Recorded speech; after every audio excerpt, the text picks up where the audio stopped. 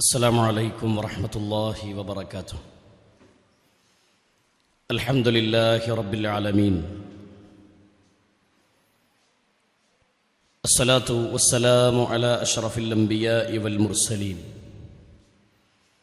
نبينا محمد وعلى آله وصحبه أجمعين، أما بعد.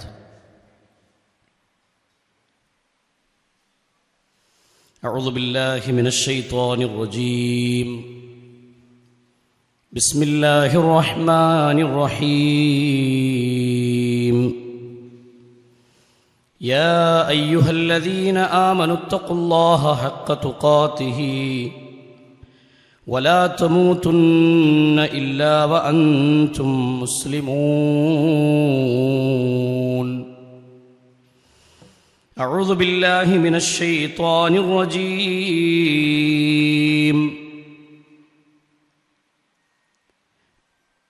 يا أيها الذين آمنوا اتقوا الله حق تقاته يا أيها الذين آمنوا اتقوا الله ولتنظر نفس ما قدمت لغد واتقوا الله إن الله خبير بما تعملون. അല്ലാഹു സുബ്ഹാനഹു വ തആലയുടെ നിയമനിർദ്ദേശങ്ങളും വിധിവിലക്കുകളും ജീവിതത്തിൽ കാത്തു സൂക്ഷിച്ചുകൊണ്ട് ജീവിക്കണമെന്ന് ആമുഖമായി തന്നെ ഉണർത്തുകയാണ്, ഓർമ്മപ്പെടുത്തുകയാണ്. എല്ലാവരും ക്യാമ്പിലേക്ക് അങ്ങോട്ട് പോയി തോന്നുന്നുണ്ടല്ലേ? ഇൻഷാ അല്ലാഹ് അല്ലാഹു എല്ലാവർക്കും ആരോഗ്യ അവസ്ഥ, ആഫിയത്ത് പ്രദാനം ചെയ്ത് അനുഗ്രഹിക്കട്ടെ. നമ്മൾ പറഞ്ഞു വന്ന വിഷയം തൗഹീദിൻ്റെ സംരക്ഷണത്തിന് പ്രവാചകൻ സല്ലല്ലാഹു അലൈഹി വസല്ലമ നൽകിയ ജാഗ്രതയും ശിർക്കിലേക്കുള്ള എല്ലാ മാർഗങ്ങളെ സംബന്ധിച്ചും അത് കൊട്ടിയടച്ചുകൊണ്ടുള്ള പരിശുദ്ധ ഇസ്ലാമിൻ്റെ കൽപ്പനകളുമാണ്. അതിൽ നമ്മൾ വിശദീകരിച്ചു പോയ ഭാഗങ്ങൾ ഇസ്ലാം പഠിപ്പിക്കുന്ന വിശ്വാസ ആചാര കർമ്മങ്ങളിലൊക്കെ അതിര് കവിയുന്ന സമ്പ്രദായം ഒരു മുസ്ലിമിനെ സംബന്ധിച്ചിടത്തോളം പാടുള്ളതല്ല. ഒന്നിലും അതിര് കടക്കാൻ പറ്റൂല. ഒരു വസത്തായ മധ്യമമായ നിലപാട് സ്വീകരിക്കുന്നതാണ് യഥാർത്ഥത്തിൽ ഇസ്ലാം പഠിപ്പിച്ചു തന്നിട്ടുള്ള ഗൗരവമേറിയ വിഷയം. ഇസ്ലാമിലുള്ള കാര്യങ്ങളെ നിഷേധിക്കുകയും ചെയ്യരുത്. ആ ഉള്ളതിനെ പെരുപ്പിച്ച് അള്ളാഹുവിൻ്റെ റസൂൽ സല്ലല്ലാഹു അലൈഹി വസല്ലമ പഠിപ്പിച്ചതിലപ്പുറത്തേക്ക് നീങ്ങാനും നമുക്ക് അധികാരമില്ല. ഈ വിഷയത്തെ സംബന്ധിച്ചാണ് നമ്മൾ വിശദീകരിച്ചു പോകുന്നത്. അതിൽ തന്നെ ഖബറുകളുമായി ബന്ധപ്പെട്ട വിഷയത്തിൽ ഇസ്ലാമിൻ്റെ നിലപാടുകൾ നമ്മൾ പറഞ്ഞു. നബി സല്ലല്ലാഹു അലൈഹി വസല്ലമയുടെ ഖബർ, അതിൻ്റെ സ്ഥിതി എന്താണ് യഥാർത്ഥത്തിൽ അവിടെ ചെന്നാൽ നമ്മൾ ചെയ്യേണ്ടത് എന്നുള്ള സൂചനകൾ ഇസ്ലാം നൽകിയത് നമ്മൾ മനസ്സിലാക്കി. ഇനി മറ്റുള്ളവരുമായുള്ള ഇബാദത്തുകളിൽ, ആരാധനകളിൽ സാദൃശ്യപ്പെടുന്ന സമ്പ്രദായം കഴിഞ്ഞ ക്ലാസ്സിൽ നമ്മൾ പറഞ്ഞല്ലോ. മറ്റുള്ളവരുടെ ആഘോഷങ്ങളിൽ പങ്കെടുക്കുന്നത്, ഇസ്ലാം അവിടെ വെച്ച നിബന്ധനകളും നിർദ്ദേശങ്ങളും നമ്മൾ ഉൾക്കൊണ്ടുകൊണ്ട് ജീവിക്കുക എന്നുള്ളതാണ്. അതുപോലെ തന്നെ പ്രതിമയുണ്ടാക്കുക, മനുഷ്യരൂപം പോലെയുള്ള ജീവനുള്ള വസ്തുക്കളുടെ ചിത്രം വരക്കുക, ഇങ്ങനെയുള്ള പ്രവർത്തനങ്ങളെയും നബി സല്ലല്ലാഹു അലൈഹി വസല്ലമ അനുവദിച്ചു തന്നതും അനുവദിക്കാത്ത മേഖലകളെയും നബി സല്ലല്ലാഹു അലൈഹി വസല്ലമ വിവരിച്ചു തന്നിട്ടുണ്ട്. ഇനി ശിർക്കിലേക്ക് എത്തിക്കുന്ന പദങ്ങൾ, ഒരാളെ സംബന്ധിച്ച് അടിമ എന്ന് പറയുമ്പോൾ അല്ലാഹു സുബ്ഹാനഹു വ തആലയെ, അവൻ്റെ സിഫത്തിനെ മറ്റുള്ളവരിലേക്ക് ചേർത്തുകൊണ്ട് പറയുക, ഇങ്ങനെയുള്ള സംസാരങ്ങളൊക്കെ ഒഴിവാക്കേണ്ടതാണ് എന്ന് നമ്മൾ മനസ്സിലാക്കി. ഉറങ്ങണവരൊക്കെ ഒന്ന് നീച്ചുന്നിട്ട് ഒന്നല്ലൊന്ന് എണീറ്റുന്നാണ്, ഒരു ഉറക്കം പോലെ കാണുന്നുണ്ടല്ലോ. മയക്കത്ത് പോയ ആൾക്കാരൊക്കെ ഒന്ന് വിളിച്ചളി. ഞാനെന്താ വെച്ചാൽ രാവിലെ മുതൽ നിങ്ങൾ ഇരിക്കല്ലേ അല്ലേ? അവിടെ പോയി വന്നവരൊക്കെ ഉണ്ട്. എന്നിട്ടാ ഉറങ്ങണേ? എന്തേ ഡോക്ടർ ഉറങ്ങാൻ പറഞ്ഞ?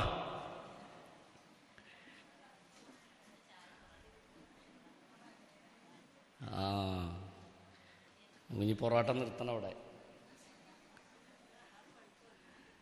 അതുകൊണ്ടാ അൽഹംദുലില്ലാ. നീ വണങ്ങിയിരുന്നോളി.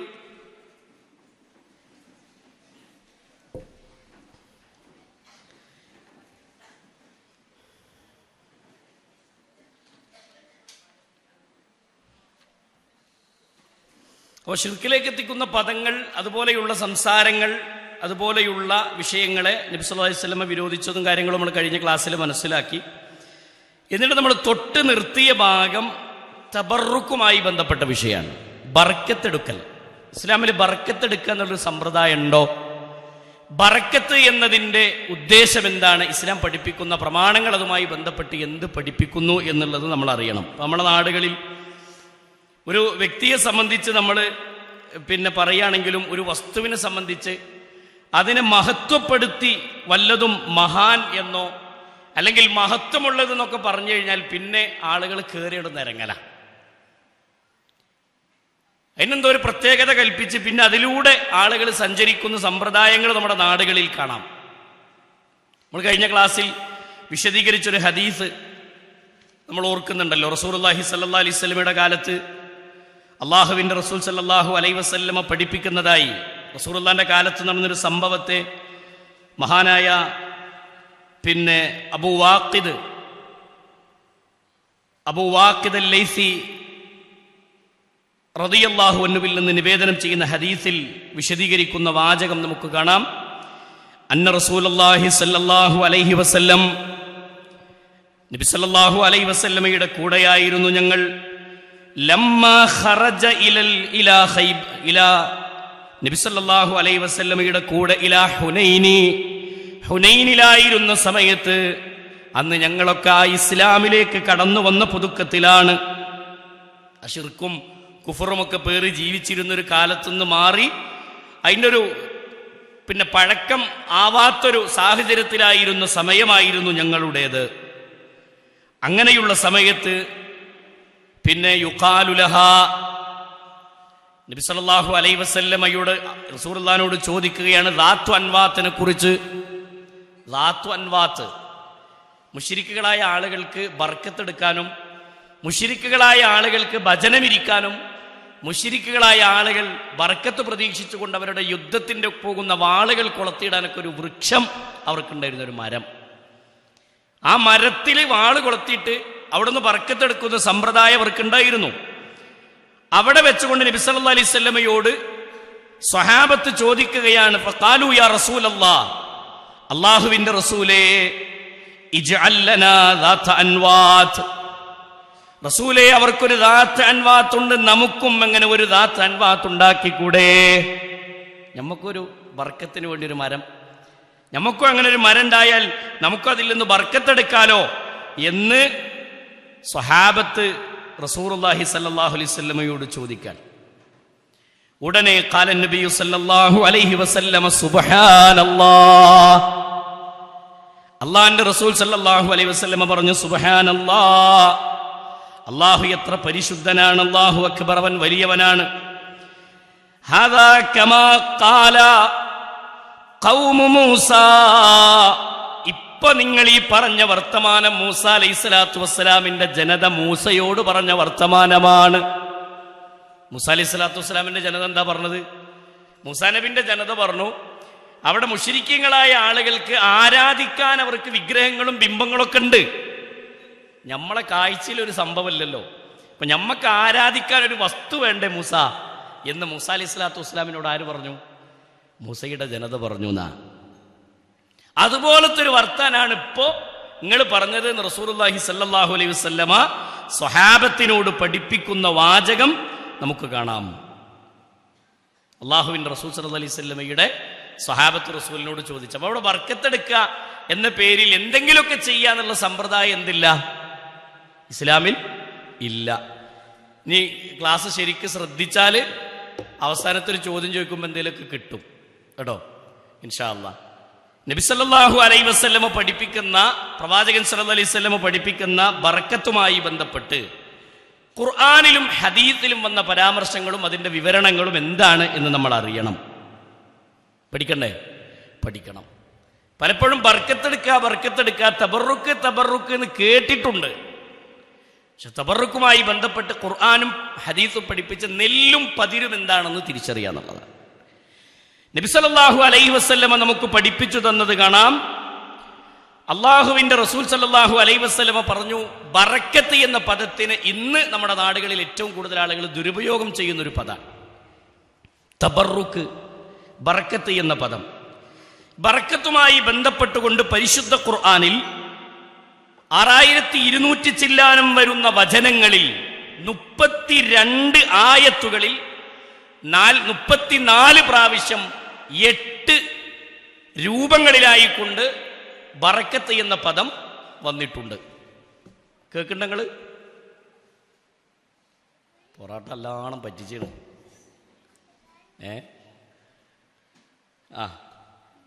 അപ്പൊ എന്താ പറഞ്ഞേ?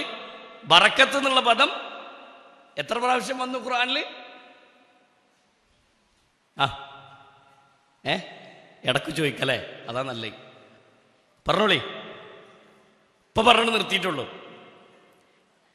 6200 ചില്ലാനം വചനങ്ങളിൽ ഉണ്ടല്ലോ ഖുർആനില്. ആ ആയത്തുകളിൽ 32 ആയത്തുകളിലാണ് ബറക്കത്ത് എന്നുള്ള പദം, ബറക്കത്ത് എന്ന് മാത്രമല്ല ബറക്കത്തുമായി ബന്ധപ്പെട്ട് വന്ന പദങ്ങൾ ഉള്ളത്. 34 പ്രാവശ്യം പരാമർശിച്ചിട്ടുണ്ട്. എത്ര സ്ഥലങ്ങളിലാണ്, എത്ര രൂപത്തിലാണത് വന്നതെന്ന് ചോദിച്ചാൽ 8 രൂപത്തിൽ ആ പദങ്ങൾ നമുക്ക് കാണാം. ഒന്ന് ബാറക്ക,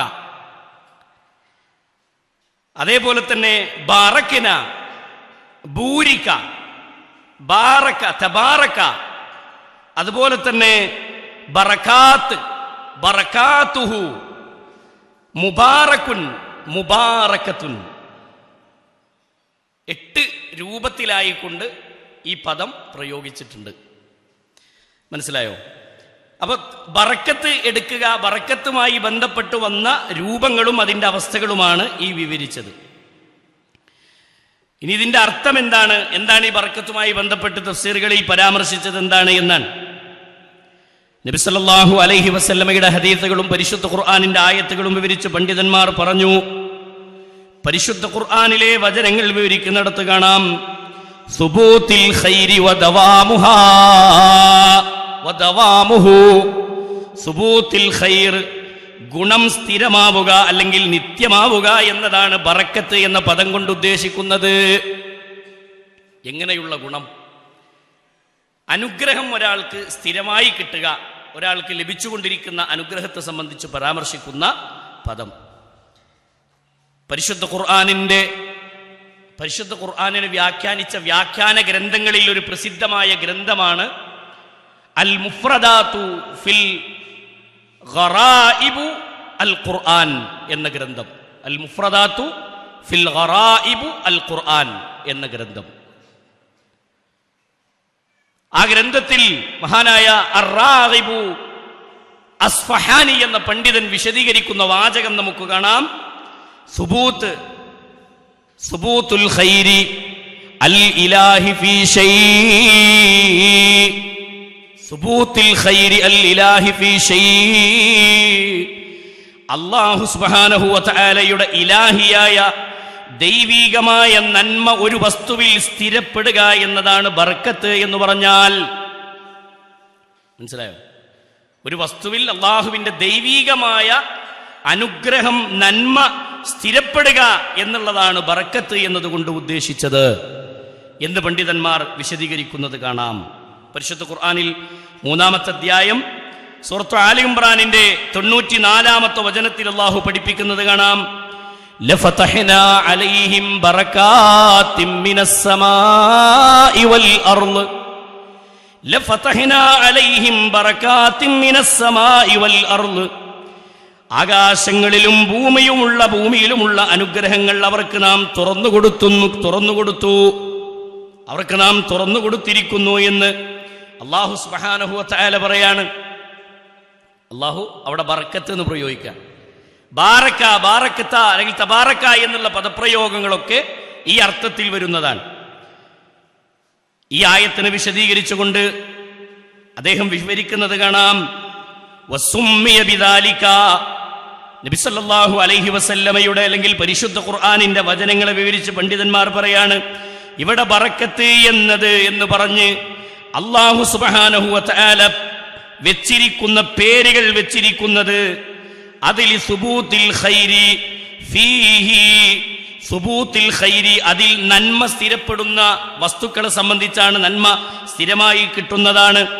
എന്നിട്ട് അദ്ദേഹം വിവരിക്കുന്നത് സുബൂത്തുൽ മാ, വെള്ളം അതിൽപ്പെട്ടതാണ്. അള്ളാഹു ബറക്കത്ത് എന്ന് പ്രയോഗിച്ചത് മഴവെള്ളത്തിനെ അള്ളാഹു ബറക്കത്ത് എന്ന് പറഞ്ഞു.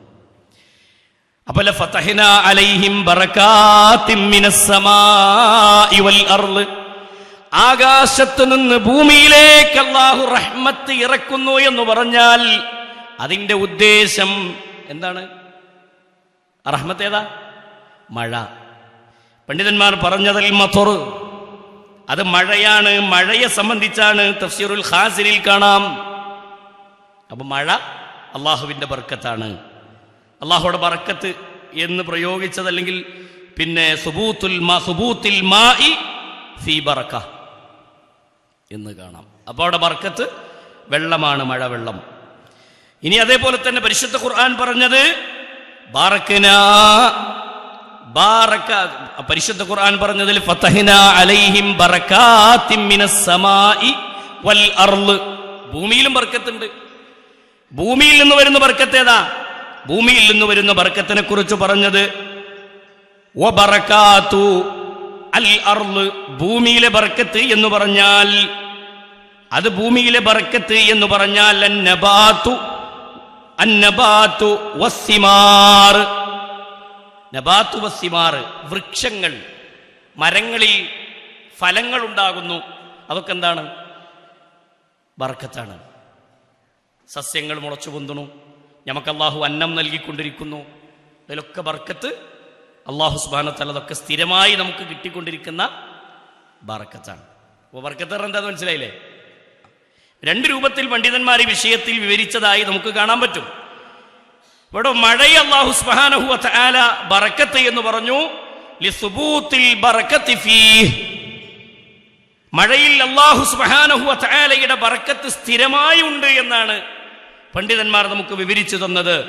സുബൂത്തിൽ ഖൈരി വ ദവാമുഹു, അതിന്റെ നന്മ സ്ഥിരമായി നിത്യമായി ലഭിച്ചുകൊണ്ടിരിക്കുന്നു എന്നുള്ളതാണ് ബറക്കത്തിന്റെ ഒരു വിവക്ഷ, അല്ലെങ്കിൽ അതിന്റെ ഒരു വിവരണമായി പണ്ഡിതന്മാർ വിശദീകരിച്ചു തരുന്നത്.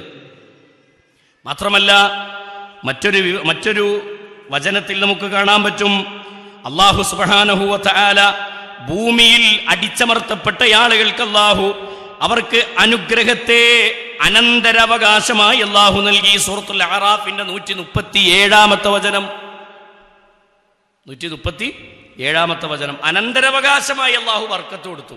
ആർക്ക്? ഭൂമിയിൽ അടിച്ചമർത്തപ്പെട്ട വിഭാഗങ്ങൾ. അത് പ്രത്യേകം വിവരിക്കേണ്ട ഭാഗങ്ങളുണ്ട്, ഞാൻ അതിലേക്ക് കടന്നു പോണില്ല. അപ്പൊ അവിടൊക്കെ പിന്നെ ആ കൊടുത്ത ബർക്കത്തുകളൊക്കെ സ്ഥിരമായി ലഭിച്ചുകൊണ്ടിരിക്കുന്നതാണ് എന്നുള്ളതാണ് ഒന്നാമത്തെ ബർക്കത്തുമായി ബന്ധപ്പെട്ട് പണ്ഡിതന്മാർ നമുക്ക് പഠിപ്പിച്ച വിഷയം. അത് സുബൂത്തിൽ ഖൈരി അൽ ഇലാഹി ഫീ ഷൈഇ,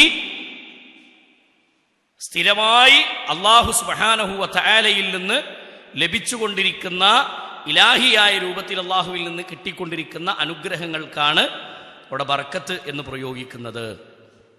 നമ്മൾ മനസ്സിലാക്കേണ്ട വിഷയമാണ്.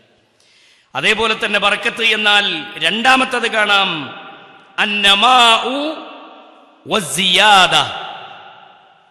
അല്ലേ? ഇങ്ങനെ പറയുമ്പോൾ ക്ലാസ് ഇങ്ങനെ ഒരു ഉറക്കം വരുന്ന മാതിരി ഉണ്ടാവും, പറഞ്ഞിട്ട് കാര്യമില്ല, അങ്ങനെ തന്നെ എടുക്കാൻ പറ്റുള്ളൂ കേട്ടോ. അടിച്ചു പൊളിച്ച് വയറിളറിയാൻ ആഗ്രഹമില്ലായിട്ടൊന്നുമല്ല, ഇങ്ങനെ പറ്റുള്ളൂ, ഇങ്ങനെ പോകാച്ചിട്ട മെല്ലെ പറഞ്ഞാൽ കുറേ മനസ്സിലാവും. കസറത്തുൽ ഖൈർ വസിയാദതുഹു, കസറത്തുൽ ഖൈരി വസിയാദതുഹു എന്താണ്? ഒരു നന്മ വർദ്ധിക്കലും ആ നന്മയെ പിന്നെ അമിതമായി ലഭിച്ചുകൊണ്ടിരിക്കലും അല്ലെങ്കിൽ അമിതമാക്കലുമാണ് യഥാർത്ഥത്തിൽ ബർക്കത്ത്. ഒരു നന്മ ലഭിക്കുക, അത് ബർക്കത്താണ്. നന്മ അധികമായി നമുക്ക് അധികരിച്ച് കിട്ടിക്കൊണ്ടിരിക്കുക, അത് സിയാദത്തുണ്ടാവുക, വർദ്ധനവ് ലഭിക്കുക. നന്മ വർദ്ധിക്കാൻ ഉള്ളൊരു അനുഗ്രഹം ലഭിക്കും. അതൊക്കെ ബറക്കത്തിൽപ്പെട്ടതാണ്. രണ്ടാമത്തെ വിവരണം നമുക്ക് കാണാം. പരിശുദ്ധ ഖുർആനിൽ അല്ലാഹു പറഞ്ഞല്ലോ, ഓരോ സ്ഥലത്തിനും ഓരോ പ്രത്യേകമായ വസ്തുക്കൾക്കും പ്രത്യേകമായ വ്യക്തികൾക്കുമൊക്കെ ബർക്കത്തുണ്ട്. വിശാലമായി പഠിക്കേണ്ട സംഭവമാണ്. പക്ഷേ ഞാൻ പെട്ടെന്ന് ഇങ്ങനെ പറഞ്ഞു പോവുക. ഏതൊക്കെയാണ് ആ വ്യക്തികൾ, ഏതൊക്കെയാണ് ആ വസ്തുക്കൾ, എന്തൊക്കെയാണ് ഇതിന്റെ പ്രത്യേകതകൾ എന്ന് നമ്മൾ പഠിക്കണം. പരിശുദ്ധ ഖുർആനിലെ 3-ാമത്തെ അധ്യായം 96-ാമത്തെ വചനത്തിൽ അല്ലാഹു പറഞ്ഞു, ഇന്ന അവ്വല ബൈത്തിൻ വുളിഅ ലിന്നാസി ലല്ലദീ ബിബക്കത മുബാറകാ. ഏതാണ് ആ ബക്ക? അല്ലാഹുവിന്റെ ബർക്കത്ത് എന്ന് പറഞ്ഞൊരു സ്ഥലം. ഇന്ന അവ്വല ബൈത്തിൻ വുളിഅ ലിന്നാസി ലല്ലദീ ബിബക്കത മുബാറകാ. അല്ലാഹു സുബ്ഹാനഹു വ തആല ലോക ജനങ്ങൾക്ക് വേണ്ടി ആദ്യമായി നിർമ്മിക്കപ്പെട്ട ഭവനം അത് ബക്കയിലാണ്. ബക്ക എന്ന് പറഞ്ഞാൽ മക്കയാണ്. ആ മക്കയിൽ സ്ഥാപിക്കപ്പെട്ടിട്ടുള്ള അവ്വലു ബൈത്ത്, ആദ്യത്തെ പള്ളി, ലല്ലദീ ബിബക്കത മുബാറക. ആ ബക്കയെ സംബന്ധിച്ച്, കഅബാലയം അടങ്ങുന്ന പള്ളിയെ സംബന്ധിച്ച് അല്ലാഹു പറഞ്ഞത് അത് മുബാറക്കാണ്, ബർക്കത്തുള്ളതാണ്. അവിടെ എന്തുണ്ട്? ബർക്കത്തുണ്ട്. മനസ്സിലായോ? എന്താണ് അവിടുത്തെ ബർക്കത്ത്? പണ്ഡിതന്മാർ പഠിപ്പിക്കുന്നത് കാണാം. മഹാനായ പരിശുദ്ധ ഖുർആനിന് വിവരിക്കുന്നിടത്ത് ഇസ്ലാമിക ലോകത്ത് ഖുർആൻ വിവരിച്ചുകൊണ്ട് പണ്ഡിതന്മാർ വിവരിക്കുന്ന വാചകം കാണാം. ഇമാം ഖുർത്തുബി പറയുകയാണ്, ജഅലഹു മുബാറക. അവിടുത്തെ ബർക്കത്ത് എന്ന് പറഞ്ഞാൽ പുണ്യം അധികരിച്ച് കിട്ടലാണ്, പുണ്യം കൂടുതൽ കിട്ടുക. കഅബാലയത്തിൽ റക്അത്തിന്റെ കൂലി എത്ര? കഅബയിൽ ചെന്ന് ഒരു റക്അത്ത് നിസ്കരിച്ചാൽ പ്രതിഫലം എത്ര? ആലോചിച്ച് നോക്കി. ഞാൻ ഇവിടെ നിൽക്കാം. കേട്ടിട്ടില്ല ഇതുവരെ? ഒരു റക്അത്തിന്റെ കൂലി എത്ര കഅബയിൽ ചെന്ന് നിസ്കരിച്ചാൽ? അവിടെ നമുക്ക് പറ്റിയത്, നമ്മൾ ഉംറയൊക്കെ കഴിഞ്ഞ് പോരുമ്പോൾ, ഉംറക്കൊക്കെ പോയാലേ റൂമെന്ന് നിസ്കരിക്കാൻ വേണ്ടി അങ്ങോട്ട് പോകുമ്പോൾ കുറേ പെണ്ണുങ്ങൾ കാണാൻ ഇങ്ങോട്ട് പോരുന്നേ റൂമുക്ക്. ഓൽക്ക് അവിടെ പഠിപ്പിക്കപ്പെട്ടത് ത്വവാഫ് മാത്രമാണ്. പെണ്ണ് പള്ളിയിൽ ജമാഅത്തിൽ പങ്കെടുത്തുകൂടാ എന്നൊരു വാദം പ്രകടിപ്പിച്ചതും ആ വാദം പറഞ്ഞതുകൊണ്ടാണ് പല ആൾക്കാരും അവിടെ നിന്ന് ഇങ്ങോട്ട് തിരിച്ചു വരുന്നത്. നമ്മൾ അങ്ങോട്ട് പോകുമ്പോൾ ഒരു കൗമ ഇങ്ങോട്ട് പോരുന്നതാണ്. അത് ഈ മഹത്വം അറിയാത്തതുകൊണ്ടാണ്. ഇത് അറിഞ്ഞാൽ തന്നെ അവിടെ പോയി ഇരിക്കാൻ പാടില്ല, അല്ലെങ്കിൽ അവിടെ പോയി ജമാഅത്തിൽ പങ്കെടുക്കാൻ പാടില്ല എന്നുള്ള വാദം പ്രകടിപ്പിച്ചതുകൊണ്ടാണ്. ആളുകൾക്ക് അങ്ങനെയുള്ള തെറ്റിദ്ധാരണകളെ പരത്തി. നീ കേട്ടോളി, മറക്കണ്ട, ഒരു റക്അത്തിന് 1,00,000 പ്രതിഫലം ലഭിക്കുന്നു. എത്ര? ഒരു റക്അത്തിന് എത്ര കൂലി? 1,00,000 പ്രതിഫലം ലഭിക്കുന്നു. അപ്പൊ ഇനി ഉംറക്കൊക്കെ പോവുകയാണെങ്കിൽ കിട്ടുന്ന അവസരം അവിടെ മുതലാക്കാൻ വേണ്ടി നോക്കുക. മനസ്സിലായോ? അള്ളാഹു അനുഗ്രഹിക്കട്ടെ. അതിനുള്ള തൗഫീഖ് അള്ളാഹു പ്രദാനം ചെയ്യട്ടെ. അപ്പൊ എന്താ പറഞ്ഞത്? അവിടുത്തെ ബർക്കത്ത് എന്ന് പറഞ്ഞാൽ ഈ പ്രതിഫലം ലഭിക്കലാണ് അവിടുത്തെ ബർക്കത്ത്, പുണ്യം അധികരിച്ച് കിട്ടുക എന്നുള്ളതാണ്. അതാണ് പണ്ഡിതന്മാർ നമുക്ക് വിവരിച്ചു തന്നത്. സുബൂത്തിൽ ഖൈർ, അല്ലാഹു സുബ്ഹാനഹു വ തആല ഒന്നാമതായി പറഞ്ഞത് അല്ലാഹുവിന്റെ സുബ്ഹാനഹു വ തആലയുടെ ദൈവികമായ അനുഗ്രഹങ്ങൾ സ്ഥിരമായി ലഭിക്കുക. കസറത്തിൽ ഖൈരി വസിയാദതുഹു, പുണ്യം അധികമായി, അതേപോലെ തന്നെ ഒരു നന്മ അധികരിച്ച് കിട്ടുകയും സിയാദത്തുഹു, അതിൽ വർധനവുണ്ടാവുകയും ചെയ്യലാണ്. ഇതൊക്കെയാണ് പുണ്യമായി പഠിപ്പിച്ചു തന്ന കാര്യങ്ങൾ.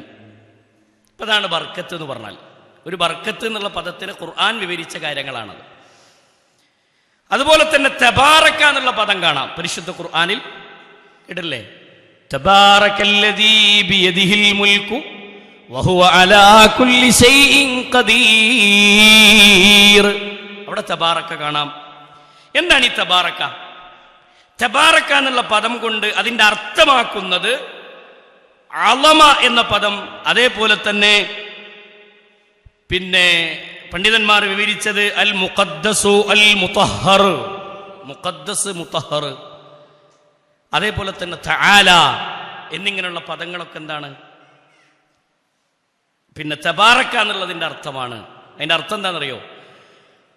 വസ്തുവിനെ മഹത്വപ്പെടുത്തുക, പരിശുദ്ധപ്പെടുത്തുക, ഔന്നിത്യമാക്കുക എന്നൊക്കെയാണ് അതിൻ്റെ അർത്ഥം. തബാറക എന്ന പദത്തിൻ്റെ അർത്ഥം. ഈ തബാറക എന്നുള്ള പദം യോജിച്ചു വരുന്നത് അല്ലാഹു സുബ്ഹാനഹു വ തആലക്ക് മാത്രമാണ്. പണ്ഡിതന്മാർ വിവരിക്കുന്നത് കാണാം, ഹാദിഹി സിഫത്തുൻ തംബഗി ഇല്ലല്ലാഹി അസ്സ വജല്ല. ഈ പദം അല്ലാഹുവിനുള്ള വിശേഷണമാണ്, ആ റബ്ബിനുള്ള വിശേഷണമാണ്. അല്ലാഹുവിനല്ലാതെ ഈ വിശേഷണം പറയപ്പെടുകയില്ല. ഇത് റബ്ബിനെ സംബന്ധിച്ച് പറയുന്ന വിശേഷണമാണെന്ത്? തബാറക. മനസ്സിലായോ? ഇത് റബ്ബിനെ സംബന്ധിച്ച് പഠിപ്പിക്കുന്ന വിഷയമാണ്, വിശേഷണമാണ്. പരിശുദ്ധ ഖുർആനിൽ അല്ലാഹു സുബ്ഹാനഹു വ തആല കൂടുതൽ വിവരിക്കുന്നത് നമുക്ക് കാണാം. തഫ്സീർ ഇബ്നു അത്തിയ വിവരിക്കുന്ന ഭാഗം നമുക്ക് കാണാം. വതബാറക, ബറക്കത്ത്, തബാറക എന്ന് പറഞ്ഞാൽ ലാ യൂസഫു ബിഹി ഇല്ലല്ലാഹ് തബാറക വ തആല. റഹ്മാനായ റബ്ബിനെ സംബന്ധിച്ച് മാത്രം ഉപയോഗിക്കുന്ന പദമായിട്ടാണ് പരിശുദ്ധ ഖുർആൻ തബാറക എന്ന പദത്തിനെ ഉപയോഗപ്പെടുത്തിയിട്ടുള്ളത്. മനസ്സിലായോ? തബാറക അങ്ങനെയാണ് വരിക. ഇനി തബാറക എന്നുള്ള പദം പരിശുദ്ധ ഖുർആനിൽ 9 തവണ അല്ലാഹു സുബ്ഹാനഹു വ തആല 9 തവണ തബാറക എന്ന പദം അല്ലാഹു ഉപയോഗിച്ചിട്ടുണ്ട്. പരിശുദ്ധ ഖുർആനിലെ സൂറത്തുൽ അറാഫിന്റെ 54-ാമത്തെ വചനം, പരിശുദ്ധ ഖുർആനിലെ സൂറത്തുൽ മുഅ്മിനൂനിന്റെ 12, 13, 14 വചനങ്ങൾ, സൂറത്തുൽ ഫുർഖാനിന്റെ 1, 10, 16 വചനങ്ങൾ, പരിശുദ്ധ ഖുർആനിലെ സൂറത്തുൽ ഗാഫിറിന്റെ 64-ാമത്തെ വചനം, പരിശുദ്ധ ഖുർആനിന്റെ സൂറത്തു സുഹ്റുഫിന്റെ 35-ാമത്തെ വചനം, പരിശുദ്ധ ഖുർആൻ സൂറത്തുർ റഹ്മാനിന്റെ 78-ാമത്തെ വചനം, പരിശുദ്ധ ഖുർആനിലെ സൂറത്തുൽ മുൽക്കിന്റെ 1-ാമത്തെ വചനം. ഇവിടെ എന്തുണ്ട്? തബാറക എന്ന് അല്ലാഹു പ്രയോഗിച്ചത് കാണാം. മനസ്സിലായോ? ഈ പ്രയോഗങ്ങളൊക്കെ റഹ്മാനായ റബ്ബ് അവനെ സംബന്ധിച്ച് മാത്രമുള്ള പദപ്രയോഗങ്ങളാണ്. അല്ലാഹു സുബ്ഹാനഹു വ തആല സൂറത്തുൽ അറാഫിലെ 54-ാമത്തെ വചനത്തിൽ അല്ലാഹു പറഞ്ഞു, അലാ ലഹു ഖൽഖുൽ അംർ. സൃഷ്ടിയും അതുപോലെ തന്നെ കൽപ്പനയും അല്ലാഹുവിൻ്റെതാണ്, റബ്ബിൻ്റെതാണ് കൽപ്പനയും സൃഷ്ടിയുമൊക്കെ. എന്നിട്ട് പറഞ്ഞു, തബാറകല്ലാഹു റബ്ബുൽ ആലമീൻ. സർവലോക രക്ഷിതാവായ അല്ലാഹു അനുഗ്രഹപൂർണനാകുന്നു. റബ്ബിന്റെ സിഫത്താണ്. തബാറക അല്ലാഹുവിന്റെ സിഫത്താണ്.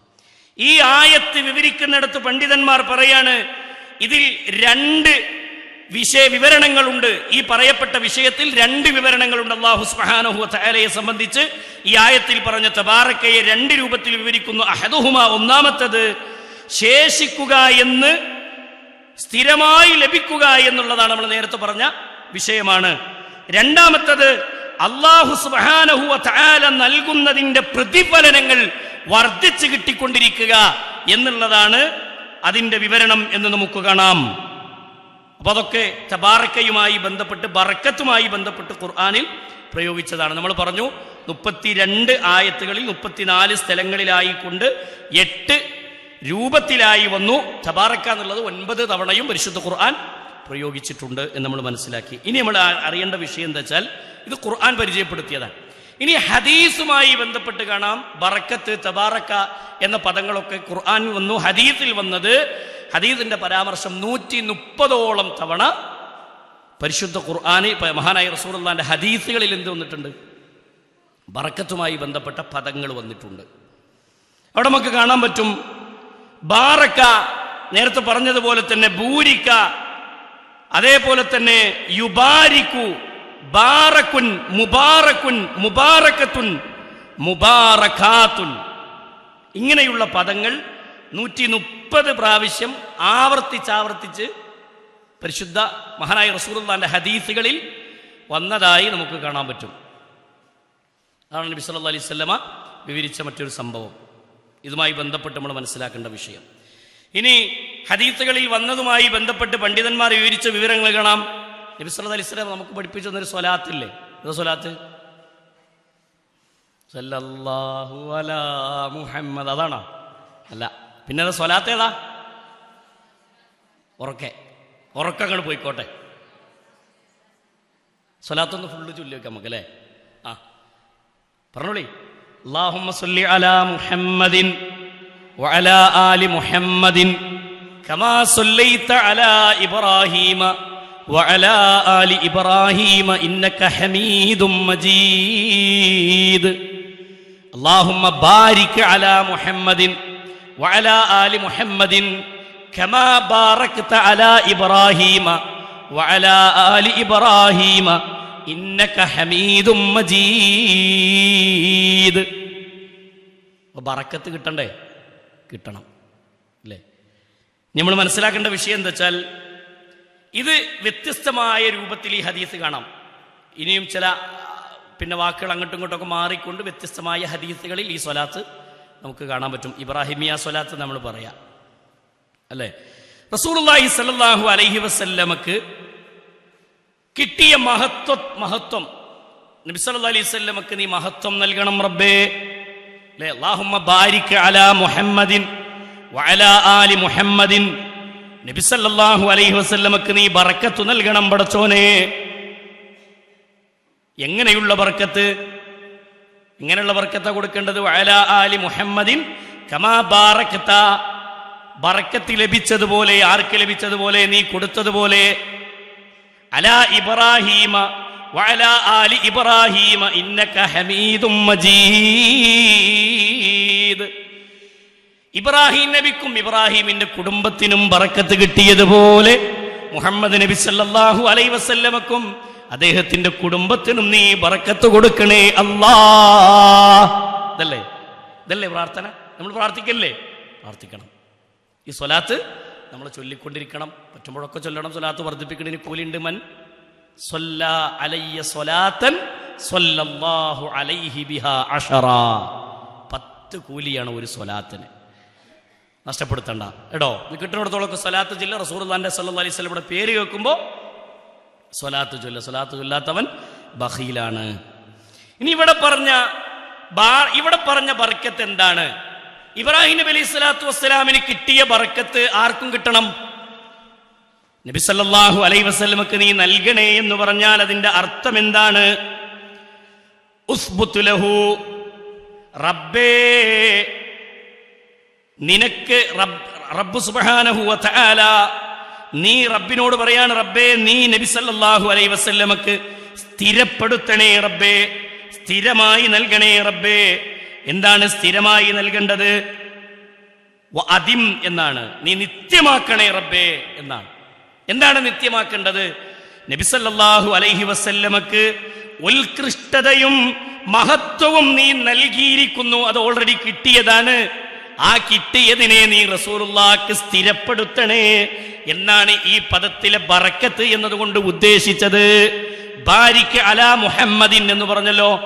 അതുകൊണ്ട് ഉദ്ദേശിക്കുന്നത് നബി സല്ലല്ലാഹു അലൈഹി വസല്ലമക്ക് നൽകിയ മഹത്വവും ആ നൽകിയ ഉത്കൃഷ്ടതയും നീ നിലനിർത്തി കൊടുക്കണേ അല്ലാഹ്. മനസ്സിലായോ? ഇതാണ് ഈ പ്രാർത്ഥനയിൽ വരുന്ന ബർക്കത്ത് കൊണ്ട് ഉദ്ദേശിക്കുന്നത്. റസൂലുള്ളാഹി സ്വല്ലല്ലാഹു അലൈഹി വസല്ലമയുടെ ബർക്കത്തിനെ സംബന്ധിച്ച് പരിശുദ്ധ ഖുർആനും റസൂലുള്ളാഹി സ്വല്ലല്ലാഹു അലൈഹി വസല്ലമയുടെ ഹദീസും നമുക്ക് പരാമർശിച്ചത് അങ്ങനെയാണ്. ഇനി നമ്മൾ മനസ്സിലാക്കേണ്ടത്, നമ്മളെ വിഷയത്തിലേക്ക് വരാം. തബറുക്കുമായി ബന്ധപ്പെട്ട് ഇസ്ലാം പഠിപ്പിച്ച വിഷയം എന്താണ്? ഇപ്പൊ ബർക്കത്ത് എന്താണെന്ന് ചെറിയ രൂപത്തിലാണ് മനസ്സിലാക്കിയത്. ബർക്കത്ത് എന്ന് പറഞ്ഞാൽ അള്ളാഹു നൽകുന്ന അനുഗ്രഹങ്ങൾ സ്ഥിരമായി ലഭിക്കലും അധികരിച്ച് കിട്ടലുമാണ്. മനസ്സിലായോ? നബി സല്ലല്ലാഹു അലൈഹി വസല്ലമക്ക് നീ വർദ്ധിപ്പിച്ചു കൊടുക്കണം എന്നാണ് പറഞ്ഞത്. ഉള്ളതിനെ നീ എന്ത് ചെയ്യണം? സ്ഥിരമാക്കി കൊടുക്കണം, വർദ്ധിപ്പിച്ചു കൊടുക്കണം എന്നതാണ് അതുകൊണ്ട് ഉദ്ദേശിച്ചത്. അപ്പൊ നിരന്തരം കിട്ടുന്ന, നിരന്തരം ലഭിക്കുക എന്നുള്ളതാണ് ബർക്കത്തുമായി ബന്ധപ്പെട്ട് നബി സല്ലല്ലാഹു അലൈഹി വസല്ലമയുടെ ഈ ഹദീസുകളിൽ നമുക്ക് മനസ്സിലാക്കാൻ കഴിഞ്ഞ് നമുക്ക് പണ്ഡിതന്മാർ വിവരിച്ചു തന്ന വാചകങ്ങൾ. നമുക്ക് കിട്ടുന്ന ഭക്ഷണം, നമ്മുടെ കൃഷിഭൂമിയിൽ വിളഞ്ഞുകൊണ്ടിരിക്കുന്ന വസ്തുക്കൾ, അതുപോലെ അല്ലാഹു സുബ്ഹാനഹു വ തആല മഴ നമുക്ക് തന്നുകൊണ്ടിരിക്കുന്ന അനുഗ്രഹമാണ്. ഇതൊക്കെ ബർക്കത്താണ്. ഈ ബർക്കത്തിനെ സംബന്ധിച്ചാണ് വിവരിച്ചത്. ഇനി ആ ബർക്കത്ത് എടുക്കല, തബറുക്ക് എന്നാണ് പറയാ. ബർക്കത്ത് എടുക്കുക എന്ന് പറഞ്ഞാൽ എന്താ? ബർക്കത്തെടുക്കൽ രണ്ടു വിധമുണ്ട്. ഒന്ന് അനുവദിക്കപ്പെട്ടതും മറ്റൊന്ന് അനുവദിക്കപ്പെടാത്തതും. മനസ്സിലായോ? അപ്പൊ ബർക്കത്തുണ്ടെന്ന് മനസ്സിലായി. ഈ ബർക്കത്ത് എടുക്കലും ഉണ്ടെന്നറിയാം. ആ എടുക്കല് അനുവദിക്കപ്പെട്ടതുണ്ട്, അനുവദിക്കപ്പെടാത്തതുണ്ട്. അതേതാണ്?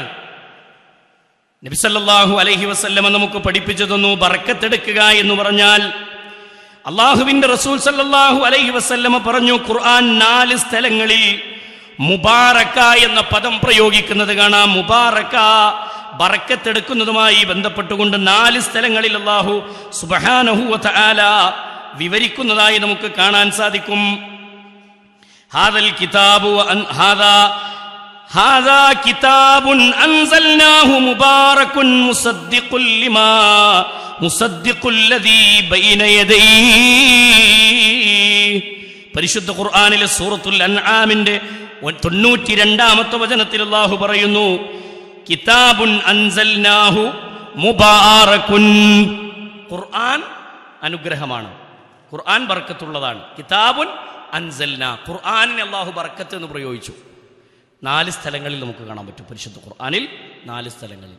അതിലൊന്ന് പരിശുദ്ധ ഖുർആനിൽ സൂറത്തുൽ അൻആമിന്റെ 92-ാമത്തെ വചനമാണ്. അതേപോലെ തന്നെ പിന്നെ സൂറത്തുൽ അൻആമിന്റെ 155-ാമത്തെ വചനമാണ്. സൂറത്തുൽ അംബിയാഇന്റെ 50-ാമത്തെ വചനമാണ്. സൂറത്തു സ്വാദിന്റെ 29-ാമത്തെ വചനമാണ്. ഇവിടേക്ക് അല്ലാഹു പരിശുദ്ധ ഖുർആനിന് അല്ലാഹു ബർക്കത്ത് എന്ന് പ്രയോഗിച്ചു. ബർക്കത്തുള്ള ഗ്രന്ഥം, മുബാറക്കുൻ, അനുഗ്രഹീതമായ ഗ്രന്ഥം. ഈ ഗ്രന്ഥത്തിൽ നിന്ന് ബർക്കത്ത് കിട്ടുമോ? എടുക്കാൻ പറ്റുമോ? പറ്റും. അതെങ്ങനെയെന്നുള്ളത് പഠിക്കണം, മനസ്സിലാക്കണം. എന്താണിത് സംഭവം എന്നുള്ളത് നമ്മൾ അറിയണ്ടേ? നിങ്ങൾ നോക്കി, നബി സല്ലല്ലാഹു അലൈഹി വസല്ലമ പഠിപ്പിക്കുന്നത് കാണാം. മുബാറക്ക് എന്ന പദം വിവരിച്ച് ഇമാം റാസി റഹിമഹുല്ലാഹ് അദ്ദേഹത്തിന്റെ തഫ്സീറിൽ വിവരിക്കുന്നത് കാണാം. ഔ ഐ കസീറുൻ ഗൈരിഹി ദായിമുൻ ബറകതിഹി. അതിന്റെ നന്മ ധാരാളമുണ്ട്, അതിന്റെ ബറക്കത്ത് നിത്യമായി ലഭിക്കുന്നതാണ്. പരിശുദ്ധ ഖുർആനിന്റെ ബറക്കത്ത് നമുക്ക് നിത്യമായി ലഭിക്കുന്നതാണ്. ഒന്നാമതായി നോക്കൂ നിങ്ങൾ, പണ്ഡിതന്മാർ വിവരിക്കുന്നത് കാണാം. പിന്നെ യുബശ്ശിറു വസ്സവാബി വൽ മഗ്ഫിറ. അതനുസരിച്ച് ജീവിക്കുന്നവർക്ക് അല്ലാഹു പാപമോചനം നൽകുന്നു, നന്മ നൽകുന്നു.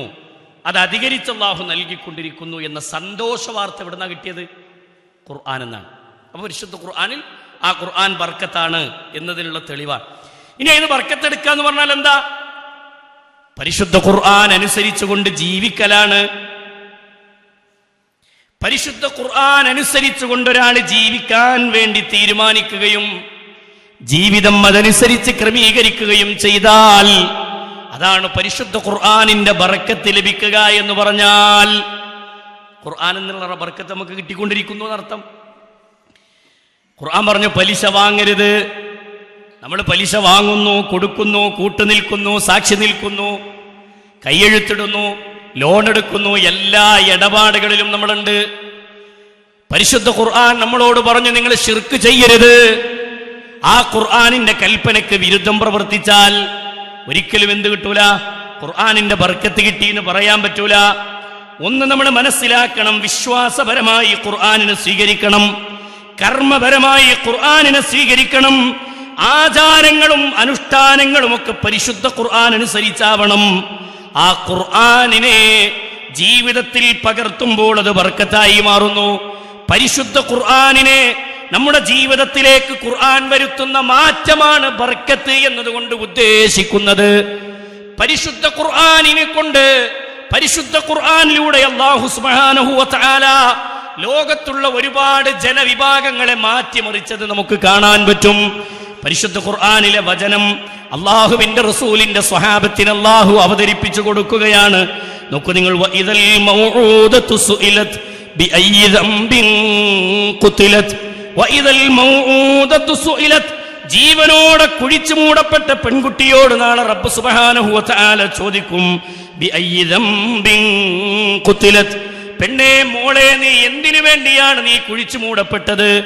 എന്ത് കാരണം കൊണ്ടാണ് നീ കൊല്ലപ്പെട്ടത് എന്ന് ആ പെൺകുട്ടിയോട് ചോദിക്കുമെന്ന ആയത്ത് അവതരിപ്പിക്കപ്പെട്ടു. മറ്റൊരു വചനം കാണാം, വഇദാ ബുശ്ശിറ അഹദുഹും ബിൽ ഉൻസാ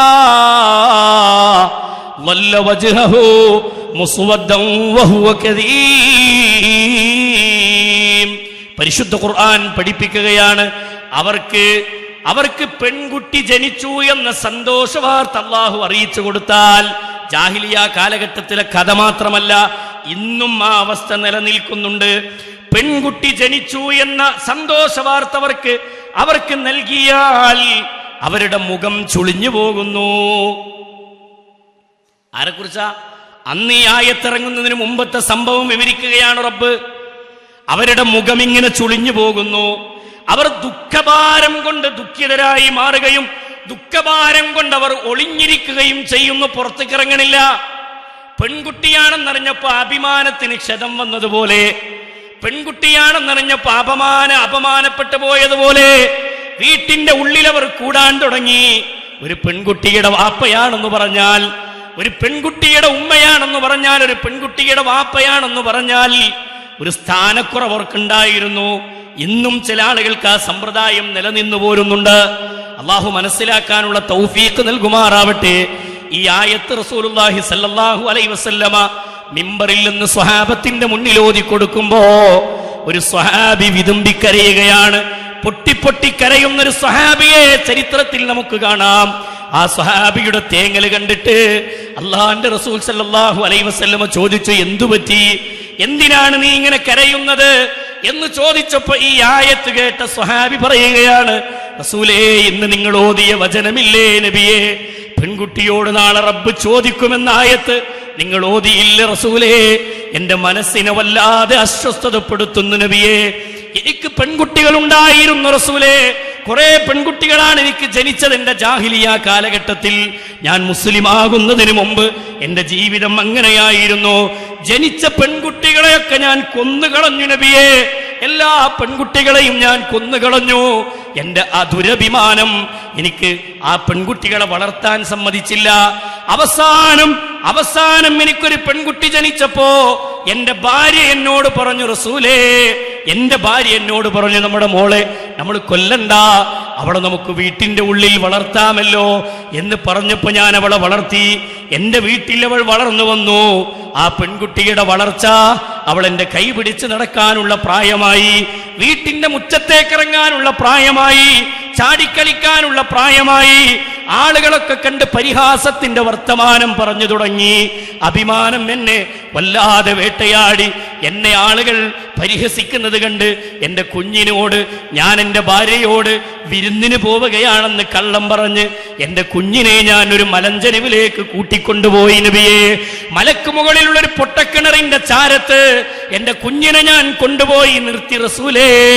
ആ പൊട്ടക്കിണറിലേക്ക് നോക്കിയപ്പോ എന്റെ കുഞ്ഞെന്നോട് പറഞ്ഞത്, വാപ്പാ, നിങ്ങൾ എന്നെ കൊല്ലുകയാണോ ഉപ്പാ, നിങ്ങൾ എന്നെ കൊലപ്പെടുത്താൻ തീരുമാനിച്ചോ വാപ്പാ എന്നെന്റെ മോളെന്നോട് പറഞ്ഞപ്പോഴും എന്റെ മനസ്സിൽ കാരുണ്യം തോന്നിയില്ല റസൂലേ.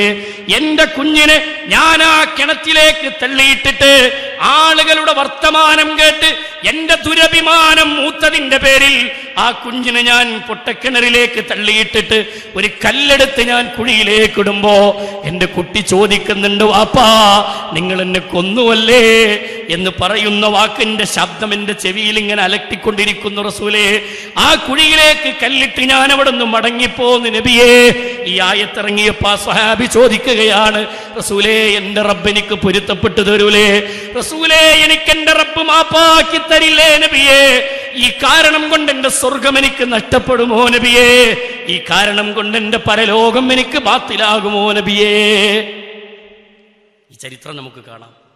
നബി സല്ലല്ലാഹു അലൈഹി വസല്ലമ പറഞ്ഞത്, അള്ളാന്റെ റസൂൽ സല്ലല്ലാഹു അലൈഹി വസല്ലമ പറഞ്ഞത്, ജാഹിലിയ കാലഘട്ടത്തിലെ തിന്മകൾക്ക് ശിക്ഷ വിധിക്കാനെങ്ങാനും എന്റെ റബ്ബ് എന്നോട് കൽപ്പിച്ചിട്ടുണ്ടായിരുന്നുവെങ്കിൽ നിങ്ങൾ ഈ ചെയ്ത പാപത്തിന് ഞാൻ നിങ്ങൾക്ക് ശിക്ഷ വിധിക്കുമായിരുന്നു എന്ന് റസൂൽ കരീം സല്ലല്ലാഹു അലൈഹി വസല്ലമ.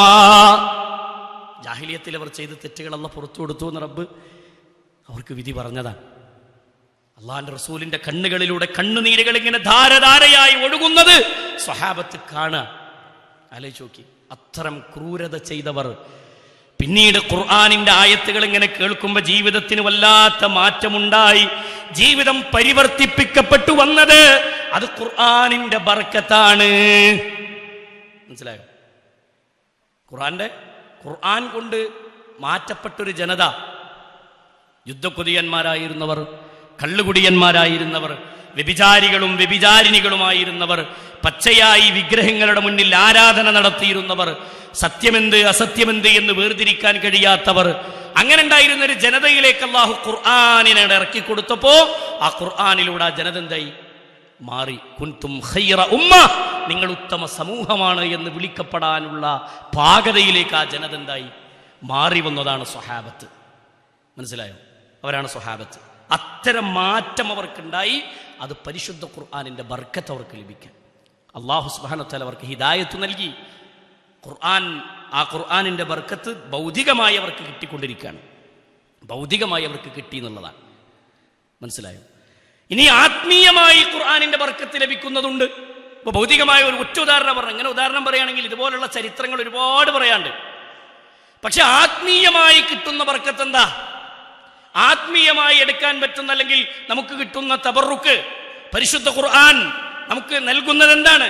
ആത്മീയമായി കിട്ടുന്നത് പരിശുദ്ധ ഖുർആൻ പഠിക്കുന്നതും പരിശുദ്ധ ഖുർആനിനെ പാരായണം ചെയ്യുന്നതിലൂടെയും പരിശുദ്ധ ഖുർആൻ അനുസരിച്ച് ജീവിക്കുന്നതിലൂടെയുമൊക്കെ ഒരാൾക്ക് കിട്ടുന്ന പ്രതിഫലം നാളെ പരലോകത്ത് കിട്ടുന്നത്. പാരായണം ചെയ്തുള്ള കൂലി എന്താ? ഖുർആൻ ഓതല്ലേ? ഒന്ന് ഓതണം, വീട്ടിൽ ഡെയിലി ഖുർആൻ ഓതണം. നബി സല്ലല്ലാഹു അലൈഹി വസല്ലമ പറഞ്ഞു, മഗ്രിബ് നിസ്കാരത്തിനു ശേഷം ആരുടെയെങ്കിലും വീടുകളിൽ പരിശുദ്ധ ഖുർആനെ സൂറത്തുൽ ബഖറ ആരെങ്കിലും പാരായണം ചെയ്താൽ അവിടേക്ക് റഹ്മത്തിന്റെ മലക്ക് വരുമെന്ന് റസൂലുള്ളാഹി സല്ലല്ലാഹു അലൈഹി വസല്ലമ. റഹ്മത്തിന്റെ മലക്ക് ഇറങ്ങും. ഇബ്ലീസ് ശൈത്താൻ അവിടെ നിന്ന് വരണ്ടോടുമെന്ന് നബി കരീം സല്ലല്ലാഹു അലൈഹി വസല്ലമ. ഖുർആൻ ഓതിയുള്ള കൂലി എത്ര? മനസ്സിലായോ? അപ്പൊ ആ പ്രതിഫലം നമ്മൾ നഷ്ടപ്പെടുത്താൻ പാടില്ല. നബി സല്ലല്ലാഹു അലൈഹി വസല്ലമ പറഞ്ഞ ഹദീസ് കാണാം, മൻ ഖറഅ ഹർഫൻ മിൻ കിതാബില്ലാഹ്, പരിശുദ്ധ ഖുർആനിൽ നിന്ന് ഒരു ഹർഫാരെങ്കിലും പാരായണം ചെയ്താൽ ഫലഹു ബിഹി ഹസന, അവന് 10 പ്രതിഫലമുണ്ട്. 10 ഹസനത്ത് അവന് രേഖപ്പെടുത്തും. അൽ ഹസനത്തു അശരി അംസാലിഹാ, ഒരു ഹസനത്ത് എന്ന് പറഞ്ഞാൽ 10 പ്രതിഫലമാണ്. എന്നിട്ട് റസൂലുള്ളാഹി പറഞ്ഞു സല്ലല്ലാഹു അലൈഹി വസല്ലമ, ല അഖൂലു ലക്കും, ഞാൻ നിങ്ങളോട് പറയുന്നില്ല, അലിഫ് ലാം മീം ഹർഫുൻ, അലിഫ് ലാം മീം എന്നത് ഒരു ഹർഫാണെന്ന് ഞാൻ പറയുന്നില്ല. മറിച്ച് അലിഫുൻ ഹർഫ്, ലാമുൻ ഹർഫ്, മീമുൻ ഹർഫ്. അലിഫ് ഒരു ഹർഫാണ്, ലാം ഒരു ഹർഫാണ്, മീം ഒരു ഹർഫാണ്. അലിഫ് ലാം മീം എന്നൊരാൾ പാരായണം ചെയ്താൽ അവന് കിട്ടുന്ന കൂലി 30 പ്രതിഫലമാണ്. അലിഫിന് 10, ലാമിന് 10, മീമിന് 10. അത് ഖുർആന്റെ ബർക്കത്താ. തബറുക്ക് എന്താന്ന് മനസ്സിലായെങ്കിൽ പുണ്യം അധികരിച്ച് കിട്ടുക, അതിൽ നിന്നുള്ള ഗുണം അധികരിച്ച് ലഭിച്ചുകൊണ്ടിരിക്കുക, അതാണ് ബർക്കത്ത് എന്ന് പറഞ്ഞാൽ. അതുപോലെ തന്നെ പരിശുദ്ധ ഖുർആനിനെ പഠിക്കുന്നവർക്ക് കൂലിയുണ്ട്. പരിശുദ്ധ ഖുർആനിനെ പഠിക്കുന്നവർക്ക് ഖൈറുക്കും മൻ തഅല്ലമൽ ഖുർആന വഅല്ലമഹു, ഖുർആൻ പഠിക്കുകയും അത് പഠിപ്പിക്കുകയും ചെയ്യുന്നവരാണ് നിങ്ങളുടെ കൂട്ടത്തിലെ ഉത്തമന്മാർ. ഒന്നുകിൽ പഠിക്കണം അല്ലെങ്കിൽ പഠിപ്പിക്കണം. ഞാൻ ചോദിക്കട്ടെ, അതിൽ സ്ഥിരമായി ഖുർആൻ പഠിക്കുന്ന എത്ര ആൾക്കാരുണ്ടെന്ന് കൈവക്കോ? ഒരു ക്ലാസ്സിൽ ചെന്നിരുന്ന് തഫ്സീറോട് കൂടി ഖുർആൻ പഠിക്കുന്ന ആളുകൾ. നമ്മൾ വീട്ടിൽ പരിഭാഷ വായിക്കുന്നുണ്ടാവൂലേ?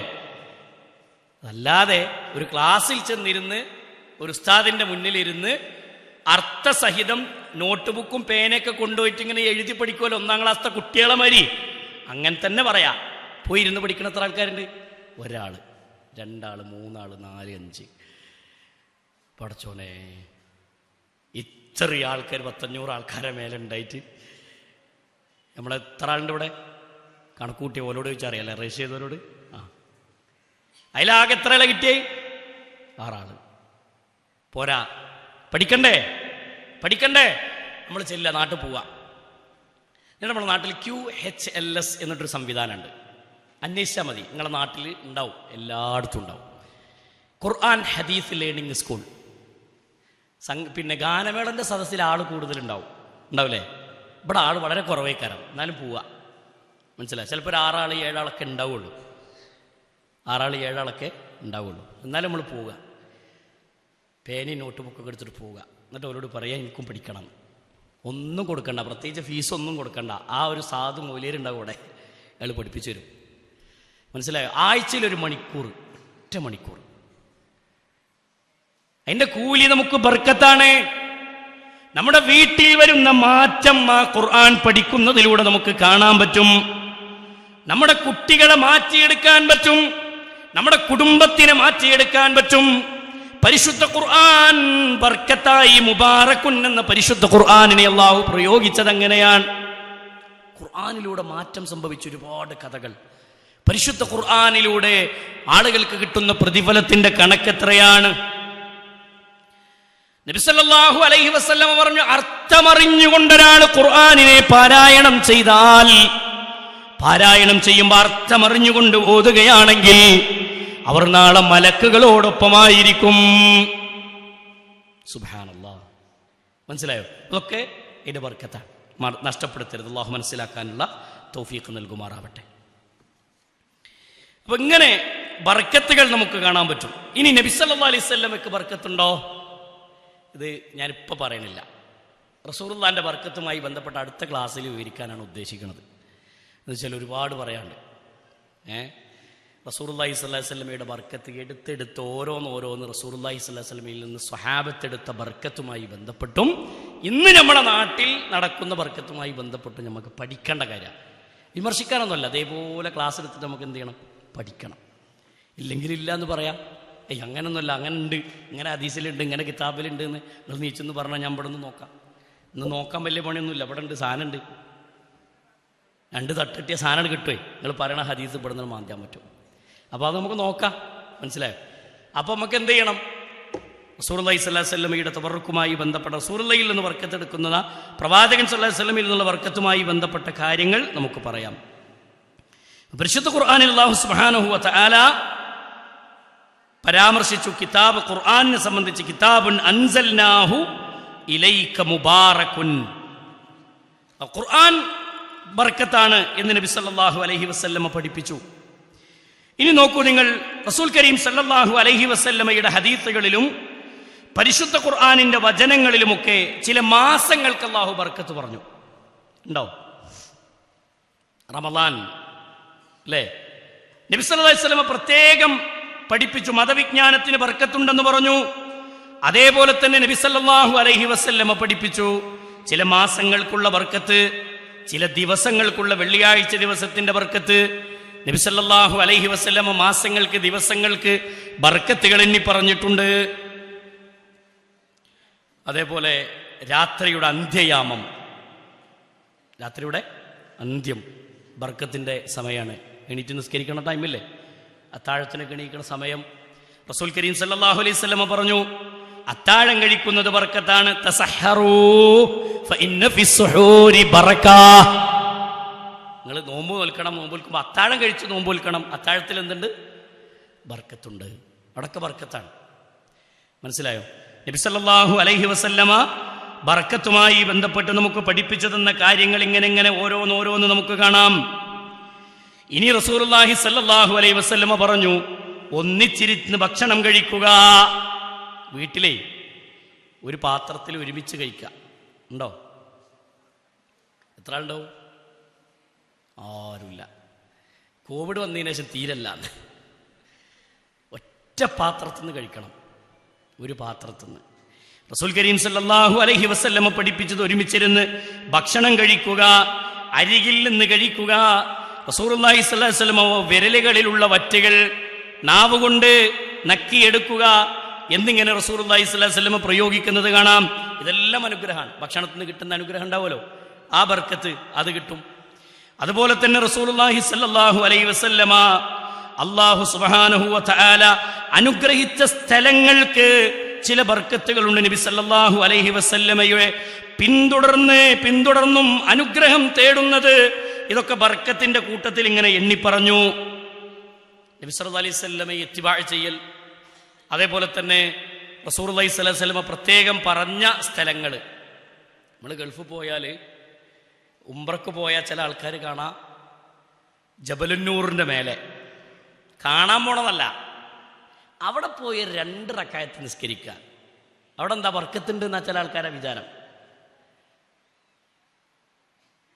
ഹിറാ ഗുഹയുടെ മുകളിൽ ജബലുന്നൂറിൽ ആ ഗുഹയിൽ ആ ഹിറാ എന്ന് പറയുന്ന ഗാർ ഹിറയിൽ ചെന്നിട്ട് 2 റക്അത്ത് നിസ്കരിക്കാൻ ആരാ പഠിപ്പിച്ചേ? റസൂൽ അവിടെ ഇരുന്നിട്ടുണ്ട് എന്നുള്ളത് ശരിയാണ്, പക്ഷെ അവിടെ പ്രത്യേകം ഒരു 2 റക്അത്ത് നിസ്കരിക്കാൻ ആരും പറഞ്ഞിട്ടില്ല. അത് അതിരികവിയല. നമ്മൾ നേരത്തെ പറഞ്ഞല്ലോ, ചിലത് അതിരികവിയും ചിലത് തീരല്ല എന്നും പറയും. ചില ആൾക്കാർ ബർക്കത്തിനെ പറ്റ നിഷേധിക്കും, അതും പാടില്ല. ഇവിടെ മധ്യമ നിലപാട്. ഹദീസിൽ വന്നത് എന്താ? റസൂലുള്ളാഹി സ്വല്ലല്ലാഹു അലൈഹി വസല്ലം ചെയ്തതെന്താ? ആ റസൂലിനെ കണ്ട് സ്വഹാബത്ത് ചെയ്തതെന്താ? ആ സ്വഹാബത്തിനെ കണ്ട് താബീങ്ങൾ ചെയ്തതെന്താണ്? അത് കണ്ട് തബഉ താബീങ്ങൾ ചെയ്തതെന്താണ്? ഈ ഖൈറു ഉമ്മത്ത് ചെയ്തതല്ലാത്ത മറ്റൊന്ന് നമുക്ക് പാടുള്ളതല്ല. മനസ്സിലായോ? അതേപോലെ ചില ആൾക്കാർ നടന്നു പോകുമ്പോൾ പിന്നെ റസൂൽ നിസ്കരിച്ച സ്ഥലം അവിടെ പോയി നിസ്കരിക്കുക, നബി സല്ലല്ലാഹു അലൈഹി വസല്ലം ഇരുന്ന സ്ഥലം അവിടെ പോയി ഇരിക്കുക, നബി സല്ലല്ലാഹു അലൈഹി വസല്ലമയുടെ ഓരോന്നും അങ്ങനെ എണ്ണിപ്പറഞ്ഞാൽ. മരം, അടുത്തൊരു മരം തന്നെ അവിടെ നിന്ന് എടുത്തു പുഴക്കി കളഞ്ഞ് മണ്ണ് മാന്തിയിട്ട് ബദറിൽ പോയിട്ട് ബദർക്ക് ചെല്ലുക, എന്നിട്ട് ബദറിന്ന് മണ്ണ് മാന്ത ബർക്കത്താണ്. അപ്പം ആൾക്കാർക്ക് ബദറിൻ്റെ ഉള്ളിൽ കയറാൻ പറ്റാത്ത അവസ്ഥയാക്കി, കാണാൻ ദൂരം നിന്ന് ഇങ്ങനെ കണ്ടുപോരുക എന്നുള്ള അവസ്ഥയ്ക്ക് എത്തിച്ചു. അല്ല ചോദിക്കും, ഇങ്ങനെയൊക്കെ ആളുകൾ എന്ത് ചെയ്യാണ്? അവിടെ ചെന്നിട്ട് ചെയ്യാണ്. ചെറിയൊരു കല്ലിനൊരു പ്രത്യേകത ഉണ്ടെന്ന് പറഞ്ഞാൽ അവിടെ പോയി മാന്ത അല്ലേ? കഅബാലയത്തിൽ തന്നെ റസൂലുള്ളാഹി ഇബാദത്ത് പഠിപ്പിച്ചു.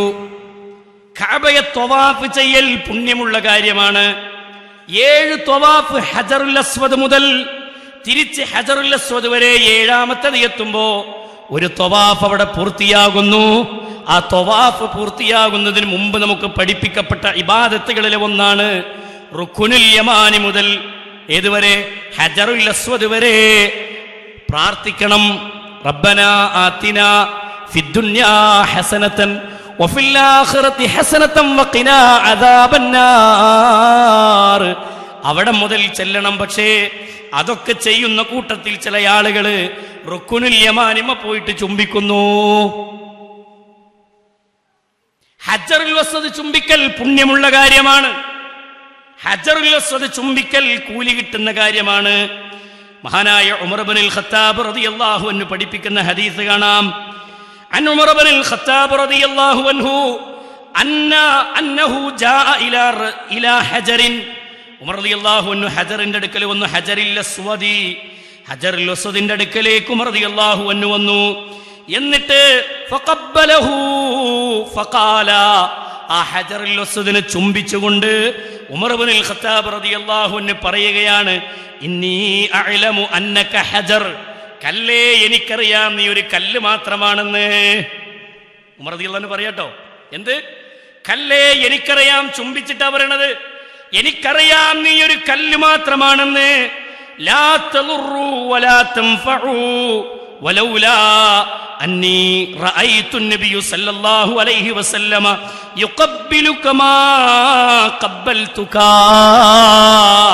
കല്ലേ നിന്നെ റസൂൽ ചുംബിക്കുന്നത് കണ്ടതുകൊണ്ടാണ് ഞാൻ ചുംബിക്കുന്നത്. റസൂൽ നിന്നെ ചുംബിച്ചിട്ടില്ലായിരുന്നുവെങ്കിൽ ഞാൻ നിന്നെ ചുംബിക്കുമായിരുന്നില്ലെന്ന് മഹാനായ ഉമർ ഇബ്നുൽ ഖത്താബ് 2ാമത്തെ ഖലീഫയാണ്. സ്വർഗത്തിലെ 2ാമത്തെ സ്ഥാനമുള്ള വ്യക്തിയാണ്. ഹജറുൽ അസ്വദ് ചുംബിക്കാൻ ഹദീസ് ഉണ്ട് അല്ലേ? അത് റസൂലുള്ള പുണ്യമായി പഠിപ്പിച്ചു. നബി സല്ലല്ലാഹു അലൈഹി വസല്ലമ പ്രത്യേകം എടുത്തു പറഞ്ഞതാണ്, അവിടെ പോയി ചുംബിക്കും. നമ്മളും ചുംബിക്കണം. ചുംബിക്കാൻ തല്ലുകൂടി പോണ ആൾക്കാരുണ്ട്.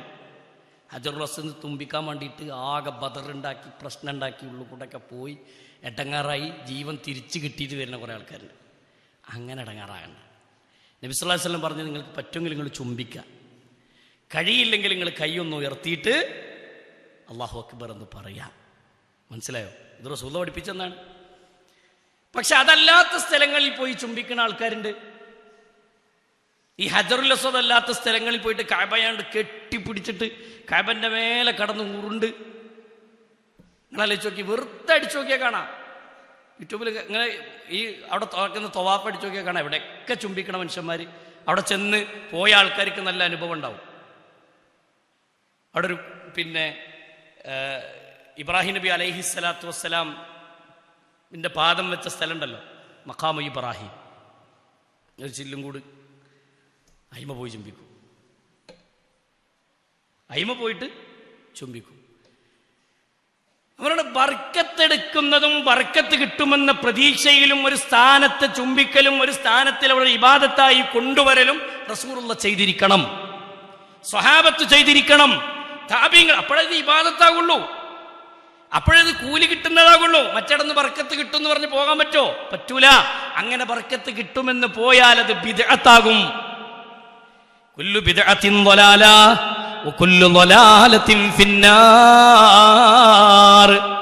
എല്ലാ ബിദ്അത്തുകളും ളലാലത്താണ്, എല്ലാ ളലാലത്തും നരകത്തിലേക്കാണ്, എല്ലാ ളലാലത്തും നരകത്തിലേക്കാണ്.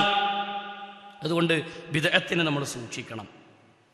അങ്ങനെ എണ്ണി എണ്ണി എണ്ണി എണ്ണി പറഞ്ഞ അല്ലാഹു സുബ്ഹാനഹു വ തആല അനുഗ്രഹമുണ്ട് അല്ലെങ്കിൽ ഖൈറുണ്ട് എന്ന് പറഞ്ഞ സ്ഥലങ്ങളും എന്ന് പറഞ്ഞ പ്രത്യേകമായി അനുഗ്രഹിക്കപ്പെട്ട അല്ലെങ്കിൽ അല്ലാഹു സുബ്ഹാനഹു വ തആല ബർക്കത്തുണ്ട് എന്ന് പറഞ്ഞ സ്ഥലങ്ങളൊക്കെ ഹദീസിലും ആയത്തുകളിലും നമുക്ക് കാണാൻ പറ്റും. നബി സല്ലല്ലാഹു അലൈഹി വസല്ലമ പഠിപ്പിച്ചു, ഖബർ നമ്മൾ കഴിഞ്ഞ ക്ലാസ്സുകളിൽ വിവരിച്ചതാണ്. ഖബറുമായി ബന്ധപ്പെട്ട വിഷയം. ഖബർ കെട്ടിപ്പൊക്കൽ തെറ്റാണ്, കെട്ടി ഉയർത്തൽ പാപമാണ്, കുറ്റമുള്ള കാര്യമാണ്, ശിർക്കിലേക്ക് ജനങ്ങളെ എത്തിക്കുന്നതാണ് ഖബർ കെട്ടിപ്പൊക്കുക എന്നുള്ളത്. ഖബർ സിയാറത്ത് കൂലി കിട്ടുന്ന കാര്യം, ഖബർ സിയാറത്ത് കൂലി കിട്ടുന്ന കാര്യം. ഫസൂറുഹാ ഇന്നഹാ തുദക്കിറുകുമുൽ മൗത, മരണചിന്ത ഉണ്ടാകും. ഇന്നഹാ തുദക്കിറുകുമുൽ ആഖിറ, പരലോകത്തെക്കുറിച്ച് ചിന്ത ഉണ്ടാവും. നമ്മൾ വിശദീകരിച്ചതാണല്ലോ.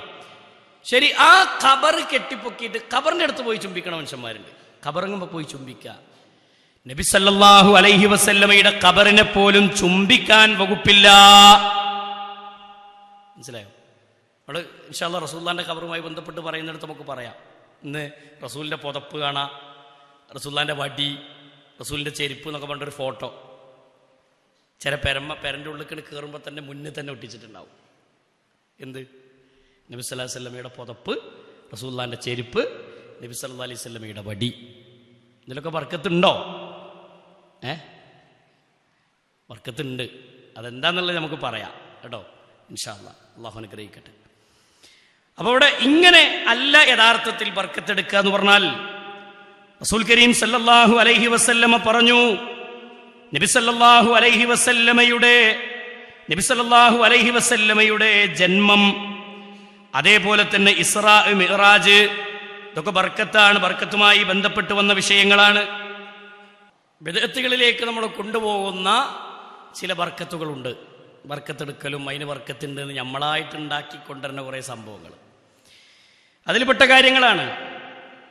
റസൂൽ കരീം സല്ലല്ലാഹു അലൈഹി വസല്ലമയുടെ ജനനദിനം, നബി സല്ലല്ലാഹു അലൈഹി വസല്ലമയുടെ ഇസ്രാ, അതേപോലെ തന്നെ മിഅ്റാജ് ദിനം, ഹിജ്റ ദിനം, ബിദ്അത്തുകളുടെ ദിനം, ബദരീങ്ങളുടെ ബദരീങ്ങളുടെ ദിനം, ബദർ ദിനം, അതുപോലെ തന്നെ മക്കം ഫതഹിന്റെ ദിവസം എന്നിങ്ങനെ ഓരോ ദിവസത്തിനെ എടുത്ത് പ്രത്യേകമായി റസൂലുള്ള പഠിപ്പിക്കാത്തതിൽ നിന്ന് ബറക്കത്ത് കിട്ടുമെന്ന് പ്രതീക്ഷിച്ചുകൊണ്ട് പ്രത്യേകം ആചാരങ്ങളും അനുഷ്ഠാനങ്ങളും ഉണ്ടാക്കുന്നത് ബിദ്അത്തുകളാണ്. മനസ്സിലായോ? നബി സല്ലല്ലാഹു അലൈഹി വസല്ലമയുടെ ജന്മദിനം, നബി സല്ലല്ലാഹു അലൈഹി വസല്ലമ ഇസ്രാ മിഅ്റാജ് പോയ ദിനം അല്ലേ? നബി സല്ലല്ലാഹു അലൈഹി വസല്ലമയുടെ ഹിജ്റ സംഭവിച്ച ആ ദിനം, നബി സല്ലല്ലാഹു അലൈഹി വസല്ലമയുടെ അതേപോലെ തന്നെ ബദർ നടന്ന ആ ദിനം, മക്കം ഫതഹിന്റെ ദിവസം, ഇതൊക്കെ ഇസ്ലാമിക ചരിത്രത്തിൽ കൃത്യമായി നടന്ന ഏറ്റവും പ്രധാനപ്പെട്ട ഓരോ സംഭവങ്ങളാണ്. പക്ഷേ അവിടെ ഒന്നും ബർക്കത്ത് എന്ന് പറഞ്ഞിട്ടോ അതിലൊക്കെ ഒരു പ്രത്യേകം പുണ്യം പ്രതീക്ഷിച്ചുകൊണ്ട് ഒരു കാര്യത്തിലേക്ക് ഇറങ്ങിത്തിരിക്കുക എന്നുള്ളത് റസൂലോ സ്വഹാബത്തോ പഠിപ്പിച്ചിട്ടില്ല. വിഷയം മനസ്സിലായോ? നബി സല്ലല്ലാഹു അലൈഹി വസല്ലമയുടെ ജന്മദിനം പ്രത്യേകം പറയേണ്ടതാണ്. അപ്പം അതല്ല നമ്മളെ മുന്നിലുള്ളതാണ് പറയാ കേട്ടോ. അവിടെ ഒന്നും ബർക്കത്തുണ്ട് അല്ലെങ്കിൽ ബർക്കത്ത് കിട്ടും എന്ന രൂപത്തിൽ നമ്മൾ എന്ത് ചെയ്യണ്ട, ഇറങ്ങിത്തിരിക്കണ്ട. എന്താണ് അതിൻ്റെ യാഥാർത്ഥ്യം, എന്താണ് പരിശുദ്ധ ഇസ്ലാം അതുമായി ബന്ധപ്പെട്ട് പഠിപ്പിക്കുന്ന കാര്യം എന്താണ്? നിങ്ങൾ നോക്ക്, റസൂലുള്ളാഹി സല്ലല്ലാഹു അലൈഹി വസല്ലമയുടെ സ്വഹാബത്തുമായി ബന്ധപ്പെട്ട് ഹദീസുകളിൽ നമുക്ക് കാണാൻ കഴിയും. റസൂലുള്ളാഹി സല്ലല്ലാഹു അലൈഹി വസല്ലമയുടെ ജനനദിനം എന്ന് പറയുന്ന ഒരാഘോഷം ഇസ്ലാമിൽ ഉണ്ടോ എന്ന് ചോദിച്ചാൽ അങ്ങനെ ഒരാഘോഷം റസൂലോ സ്വഹാബത്തോ നമുക്ക് പഠിപ്പിച്ചു തന്നിട്ടില്ല. ഇസ്ലാമിക ലോകത്തെ പണ്ഡിതന്മാർ പറഞ്ഞത് പുതിയതായ ഒരാചാരം കൊണ്ടുവരിക എന്നത് ബിദ്അത്താണ്. മൻ അമില അമലൻ ലൈസ അലൈഹി അംറുനാ ഫഹുവ റദ്ദുൻ. എന്റെ കൽപ്പനയിലില്ലാത്ത ഒരു കാര്യത്തെ മതത്തിന്റെ ഉള്ളിലേക്ക് ആരെങ്കിലും പുതുതായി കൂട്ടിച്ചേർത്താൽ ഫഹുവ റദ്ദുൻ, അത് തള്ളേണ്ടതാണ്, അത് ഒഴിവാക്കേണ്ടതാണ്. റസൂലുള്ളാഹി സ്വല്ലല്ലാഹു അലൈഹി വസല്ലമയുടെ ജന്മദിനം റസൂലും സ്വഹാബത്തും എന്ത് ചെയ്തിട്ടില്ല, പഠിപ്പിച്ചിട്ടില്ല, പറഞ്ഞു തന്നിട്ടില്ല. മനസ്സിലായോ? ഒരു തെളിവ് നമ്മളെവിടെയെങ്കിലും കേട്ടണോ? ഇല്ല. അപ്പൊ അവിടെ പ്രത്യേകം പുണ്യം പ്രതീക്ഷിച്ച് പ്രത്യേകം കൂലി കിട്ടുമെന്ന് കരുതി റാലിയിൽ പങ്കെടുക്കുന്നു, ബിരിയാണി ചെമ്പ് കയറ്റി വെക്കുന്നു അല്ലേ? നബി സല്ലല്ലാഹു അലൈഹി വസല്ലമയുടെ ജന്മദിനവുമായി ബന്ധപ്പെട്ടുകൊണ്ട് ഒരു ഹദീസുണ്ട്. ആ ഹദീസ് എന്താണെന്നറിയുമോ? റസൂലുള്ളാഹിനോട് സ്വഹാബത്ത് ചോദിക്കുകയാണ്, നബിയേ, തിങ്കളാഴ്ച ദിവസം നമ്മൾ എന്തിനാണ് റസൂലേ സുന്നത്ത് നോമ്പെടുക്കുന്നത് എന്ന് ചോദിച്ചപ്പോൾ നബി സല്ലല്ലാഹു അലൈഹി വസല്ലമ പറഞ്ഞു, അന്ന് നിങ്ങൾ നോമ്പെടുത്തോ, അന്ന് എന്റെ ജനന ദിവസമാണ്. റസൂൽ ജനിച്ചത് തിങ്കളാഴ്ച ആയതുകൊണ്ട് തിങ്കളാഴ്ച സുന്നത്ത് നോമ്പെടുക്കണം. അവിടെയും ബിരിയാണി എന്നാണല്ല പറഞ്ഞത്. എന്താ പറഞ്ഞേ? സുന്നത്ത് നോമ്പ് നോൽക്കണം. നമ്മളൊക്കെ റസൂലുള്ളാഹിന്റെ ജനനത്തിൽ സന്തോഷിക്കുന്നു. എങ്ങനെ? എല്ലാ തിങ്കളാഴ്ചയും സന്തോഷിക്കൂല എന്ന് പറയാൻ പറ്റോ? ഇല്ല. ഞാനതിൽ കൂടുതൽ വിശദീകരിച്ചു പോണില്ല. ഇസ്ലാമിക ലോകത്തെ പണ്ഡിതന്മാർ വ്യത്യസ്തമായ രൂപത്തിൽ ബിദ്അത്താണെന്ന് സ്ഥാപിച്ച വരികൾ നമുക്ക് കാണാൻ പറ്റും. ഫാക്കിഹാനിയെ പോലെയുള്ള ആളുകൾ, നിങ്ങൾ ആലോചിച്ച്, മൗലൂദ് കഴിക്കണം എന്ന് പറഞ്ഞൊരു പണ്ഡിതനാണ് പിന്നെ തഴവ മുഹമ്മദ് കുഞ്ഞു മുസ്ലിയാർ. മൗലിദ് കഴിക്കണം എന്ന് പറഞ്ഞ ആളാ. അദ്ദേഹം പറഞ്ഞൊരു വാചകണ്ട്, മൗലിദ് കഴിക്കൽ മുമ്പ് പതിവില്ലാത്തതാ, അത് ഹിജ്റ 300 ശേഷം വന്നതാ. എവിടെ കാണാ? എന്നും സഹാവി പറഞ്ഞതായി കാണുന്നതാ, അത് ഹലബി 1-ാം ഭാഗമിൽ നോക്കേണ്ടതാ. ഹലബി എന്ന കിതാബിൽ 1-ാം ഭാഗത്ത് തന്നെ ഉണ്ട്. എന്ത്? ഹിജ്റ 300 ശേഷമാണ് എന്ത് വന്നത്? മൗലിദാഘോഷം കടന്നു വന്നത്. ഹിജ്റ 300 ശേഷം വന്നൊരാചാരം ഇസ്ലാമികമാകുമോ? എടുത്തു പരിശോധിക്ക്. നബി കരീം സല്ലല്ലാഹു അലൈഹി വസല്ലമയുടെ ഉത്തമരായ ജനത കടന്നുപോയി. മഹാനായ ഇമാം, മഹാന്മാരായ സ്വഹാബികൾ, ഖൈറുന്നാസി ഖർനി, ഉത്തമരായ തലമുറ എന്റെ തലമുറയാണ്. സുമ്മല്ലദീന യലൂനഹും, പിന്നീട് അതിനെടുത്ത തലമുറയാണ്. സുമ്മല്ലദീന യലൂനഹും, പിന്നീട് അതിനെടുത്ത തലമുറയാണ്. വ്യത്യസ്തമായ തലമുറ, 3 തലമുറ. ആ തലമുറക്ക് പരിചയമില്ലാത്തത് ദീനല്ല. റസൂലോ സ്വഹാബത്തോ താബീങ്ങളോ അങ്ങനെ ഒരു ആചാരം കൊണ്ട് നടന്നിട്ടില്ല. ഇനി നിങ്ങൾ നോക്ക്, 4 മദ്ഹബിന്റെ ഇമാമിങ്ങളിൽ ഒരാൾ പോലും ഇങ്ങനെ ഒരു ആചാരം അവർക്ക് പരിചയമല്ല. ഇമാം ഷാഫിഈ റഹ്മത്തുള്ളാഹി അലൈഹി ഇങ്ങനെ ഒരു ആചാരം നടത്തിയതായി ചരിത്രത്തിൽ കാണാൻ കഴിയില്ല. ഇമാം അഹ്മദ് ബിൻ ഹംബൽ, ഇമാം മാലിക് റഹ്മത്തുള്ളാഹി അലൈഹിയെ പോലെയുള്ള ഒരൊറ്റ പണ്ഡിതന്മാരും ആ കാലഘട്ടത്തിൽ ഒരാൾക്കും ഇത് പരിചയമല്ല. അതുകൊണ്ട് അവർ ദീനല്ല. അത് ഹിജ്റ 300 ശേഷം വന്ന ആചാരമാണ്. അത് പിന്നെ ഫാത്തിമിയാക്കളുടെ കാലം എന്നാണ് ഹിജ്റ 300 സംബന്ധിച്ച് പറയാം. പക്ഷെ തഴ ഉസ്താദ് പറഞ്ഞത് എന്താന്ന് വെച്ചാൽ പിന്നെ അത് മുഫർ രാജാവ് കൊണ്ടുവന്ന ആചാരമാണ് എന്നാണ്. കഴിക്കണം എന്നുള്ള വാദമാണ് അദ്ദേഹത്തിന്. എന്നിട്ടും അദ്ദേഹം പറഞ്ഞത് എന്താ, ഹിജ്റ 300 ശേഷമാണ് ഈ ആചാരം വന്നത് എന്നാണ് അദ്ദേഹം പറഞ്ഞത്. പിന്നെ ഇതെങ്ങനെ ഇസ്ലാമികമാകുക, എങ്ങനെ സുന്നത്താവുക? ചില ലേഖനങ്ങളിലും ചില അയലുകളിലൊക്കെ നമുക്ക് കേൾക്കാൻ പറ്റും, 2 പെരുന്നാളുകളെക്കാൾ മഹത്വമുള്ളതാ. പെരുന്നാളിനേക്കാൾ മഹത്വം ഉണ്ടാകണമെങ്കിൽ ഹദീസിൽ തെളിവ് വേണ്ടേ, ആയത്തിൽ തെളിവ് വേണ്ടേ? തെളിവുള്ളൊരു സംഭവത്തിനല്ലേ നമ്മൾ ആചരിക്കുള്ളൂ, ആചരിക്കാൻ പാടുള്ളൂ, പുണ്യം പ്രതീക്ഷ ചെയ്യാൻ പാടുള്ളൂ.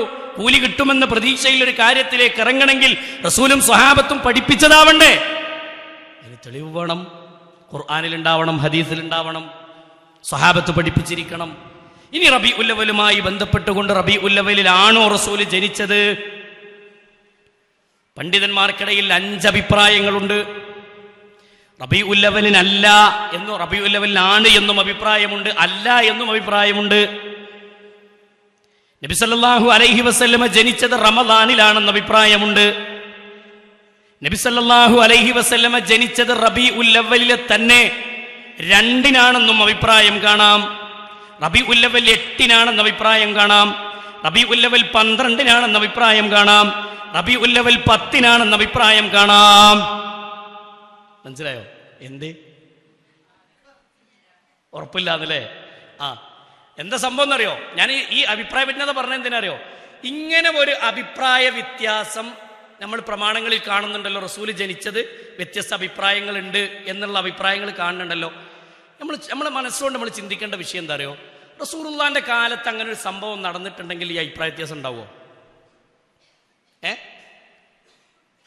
പറഞ്ഞേരി. ഇസ്ലാമിക ലോകത്ത് പണ്ഡിതന്മാർ പറഞ്ഞ അഭിപ്രായങ്ങളാണ്. റമദാനിലാണെന്ന് റസൂലുള്ളാഹി ജനിച്ചതെന്ന് അഭിപ്രായമുണ്ട്. നബി സല്ലല്ലാഹു അലൈഹി വസല്ലം ജനിച്ചത് സഫറിലാണെന്ന് അഭിപ്രായമുണ്ട്. നബി സല്ലല്ലാഹു അലൈഹി വസല്ലം ജനിച്ചത് റബീഉൽ അവ്വലിലാണെന്ന് അഭിപ്രായമുണ്ട്. റബീഉൽ അവ്വൽ 12-നാണെന്ന് അഭിപ്രായമുണ്ട്. റബീഉൽ അവ്വൽ 8-നാണെന്ന് അഭിപ്രായമുണ്ട്. റബീഉൽ അവ്വൽ 10-നാണെന്ന് അഭിപ്രായമുണ്ട്. റബീഉൽ അവ്വൽ 2-നാണെന്ന് അഭിപ്രായമുണ്ട്. ഈ അഭിപ്രായ വ്യത്യാസം വന്നത് അങ്ങനെ ഒരു ആഘോഷം അന്ന് നടന്നിട്ടില്ല എന്നുള്ളതിന്റെ തെളിവാണ്. അങ്ങനെ ഒരു ആഘോഷം നടന്നിരുന്നുവെങ്കിൽ ഈ ഒരു അഭിപ്രായ ഭിന്നതയ്ക്ക് സ്ഥാനമല്ല. നമുക്കൊന്ന് ആഘോഷിക്കായിരുന്നു, ഞാനും ഉണ്ടാവും, യാതൊരു സംശയമല്ല. ഹദീസിലും ആയത്തിലും തെളിവും കിട്ടിയാൽ ഒരു ഈത്തപ്പഴം ദാനം ചെയ്ത കൂലിട്ടിയത്, ഒരു ഈത്തപ്പഴം എങ്ങനെ എടുത്തിട്ട് ഇന്ന് റസൂലുള്ളാഹിന്റെ ജന്മദിനാണ് എന്ന് പറഞ്ഞിട്ട് സ്വഹാബി കൊടുത്ത ഒരൊറ്റ തെളിവ് കിട്ടിയ ബിരിയാണിയൊക്കെ ഞാൻ ഉണ്ടാവും മുന്നിൽ. വെറുതെ പറയല്ല, വെറുതെ പറയല്ല, ഞാൻ ഉണ്ടാകും മുന്നിൽ. എന്തേലും പറയാൻ പറ്റൂലല്ലോ. ആലോചിച്ച് നോക്കി നിങ്ങൾ. അപ്പൊ അവിടെ എന്താ ഇനി റബീഉൽ അവ്വൽ മാസവുമായി ബന്ധപ്പെട്ടുകൊണ്ട് നമ്മുടെ സമയം തീർന്നു. ബാക്കി കുറച്ച് കാര്യങ്ങളും കൂടി പറയാനുണ്ടായിരുന്നു. ഇൻഷാ അല്ലാഹ് അടുത്ത ക്ലാസ്സിൽ നമുക്ക് വിവരിക്കാം. റസൂലുള്ളാഹിന്റെ ജന്മം മാത്രമല്ല, ഇസ്രാ മിഅ്റാജുമായി ബന്ധപ്പെട്ടുകൊണ്ടും ബദരീങ്ങളുടെ ദിനവുമായി ബന്ധപ്പെട്ടുകൊണ്ടും അതേപോലെ തന്നെ മക്കം ഫതഹുമായി ബന്ധപ്പെട്ടുകൊണ്ടുമൊക്കെ ഇത്തരം വിഷയങ്ങൾ പരാമർശിക്കുന്നു. നബി സല്ലല്ലാഹു അലൈഹി വസല്ലമയുടെ ജന്മദിനവുമായി ആഘോഷിക്കുന്ന ഈ റബീഉൽ അവ്വൽ മാസം, ഈ മാസത്തിന്റെ മറ്റൊരു പ്രത്യേകത ഹബീബായ മുത്തു റസൂലുള്ളാഹി സ്വല്ലല്ലാഹു അലൈഹി വസല്ലമ ലോകത്തോട് വിട പറഞ്ഞ മാസമാണ്. ഇതുവരെ നമ്മൾ എന്താ പറയാറിയോ? ഒരാൾ മരിച്ചാൽ 3 ദിവസമല്ലേ ദുഃഖിക്കൊണ്ടുള്ളൂ. അപ്പോൾ റസൂല് മരിച്ചിട്ട് എത്ര കാലമായി, ഇപ്പം നമ്മൾ ദുഃഖിച്ചിരിക്കണോന്നാ? അത് സാധാരണക്കാരനക്ക് ബാധകമാവും.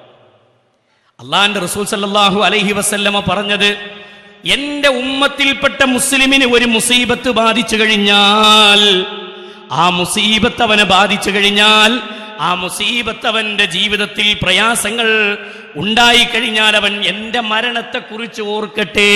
ഖിയാമത്ത് നാൾ വരെയുള്ള മുസ്ലിമീങ്ങൾക്കുള്ള ഉപദേശമാണിത്. എന്താ ഉപദേശം? എന്റെ മരണത്തെക്കുറിച്ച് അവർ ചിന്തിക്കട്ടെ. അതിനേക്കാൾ വലിയ ഒരു മുസീബത്ത് ഈ ഉമ്മത്തിന് വേറെയില്ലെന്ന് റസൂൽ കരീം സല്ലല്ലാഹു അലൈഹി വസല്ലമ പഠിപ്പിക്കുന്നു.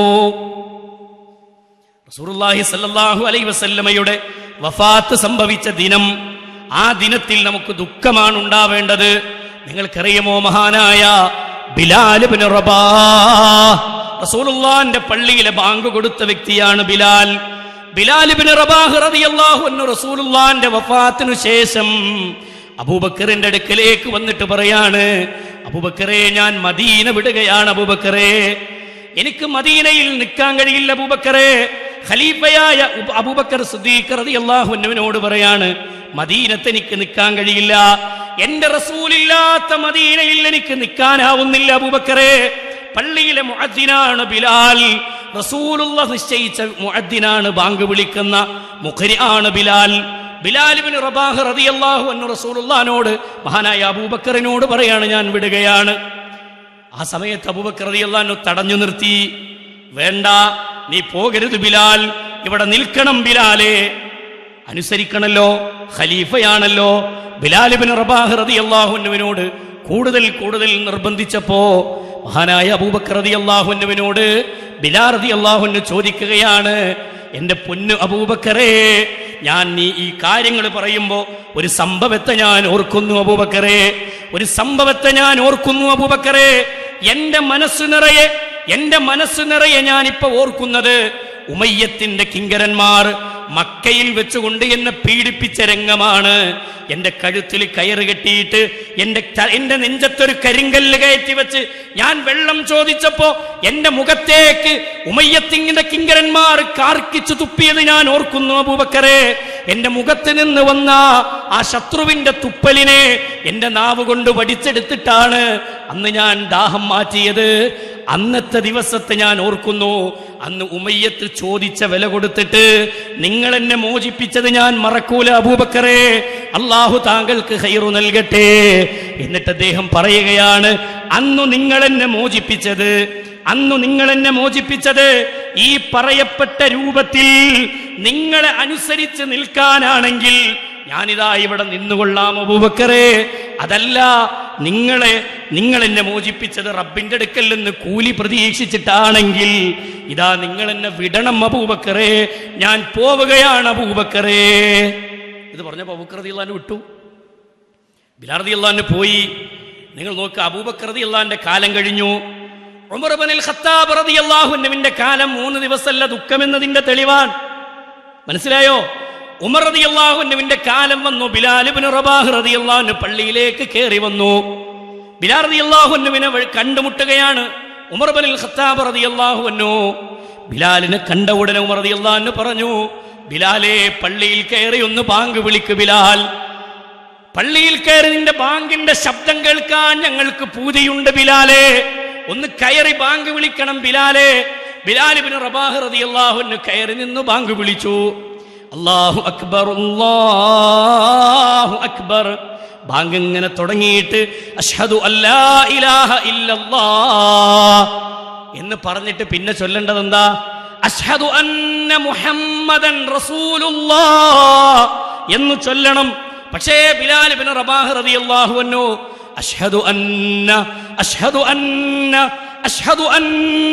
അഷ്ഹദു അന്ന എന്ന് പറഞ്ഞിങ്ങനെ നിൽക്കുകയാണ്. മുഹമ്മദൻ എന്ന പദം ഉപയോഗിക്കാൻ ബിലാലിനെ കൊണ്ട് കഴിയുന്നില്ല. ഖൽബിന്റെ ഉള്ളിലെ ആ റസൂലിനെ കുറിച്ചുള്ള ഓർമ്മകൾ, ആ മരണത്തെക്കുറിച്ചുള്ള ഓർമ്മകൾ കടന്നു വന്ന ബിലാൽ റളിയല്ലാഹു അൻഹു വിതുമ്പാൻ തുടങ്ങുകയാണ്. പൊട്ടിക്കരയുമ്പോ മഹാനായ ഉമർ റളിയല്ലാഹു അൻഹു പിന്നിൽ നിന്ന് പറയാ, മതി ബിലാലേ, മതി ബിലാലേ. ബിലാൽ റളിയല്ലാഹു അൻഹു ബോധരഹിതനായി വീഴുന്ന രംഗം ചരിത്രത്തിൽ നമുക്ക് കാണാം.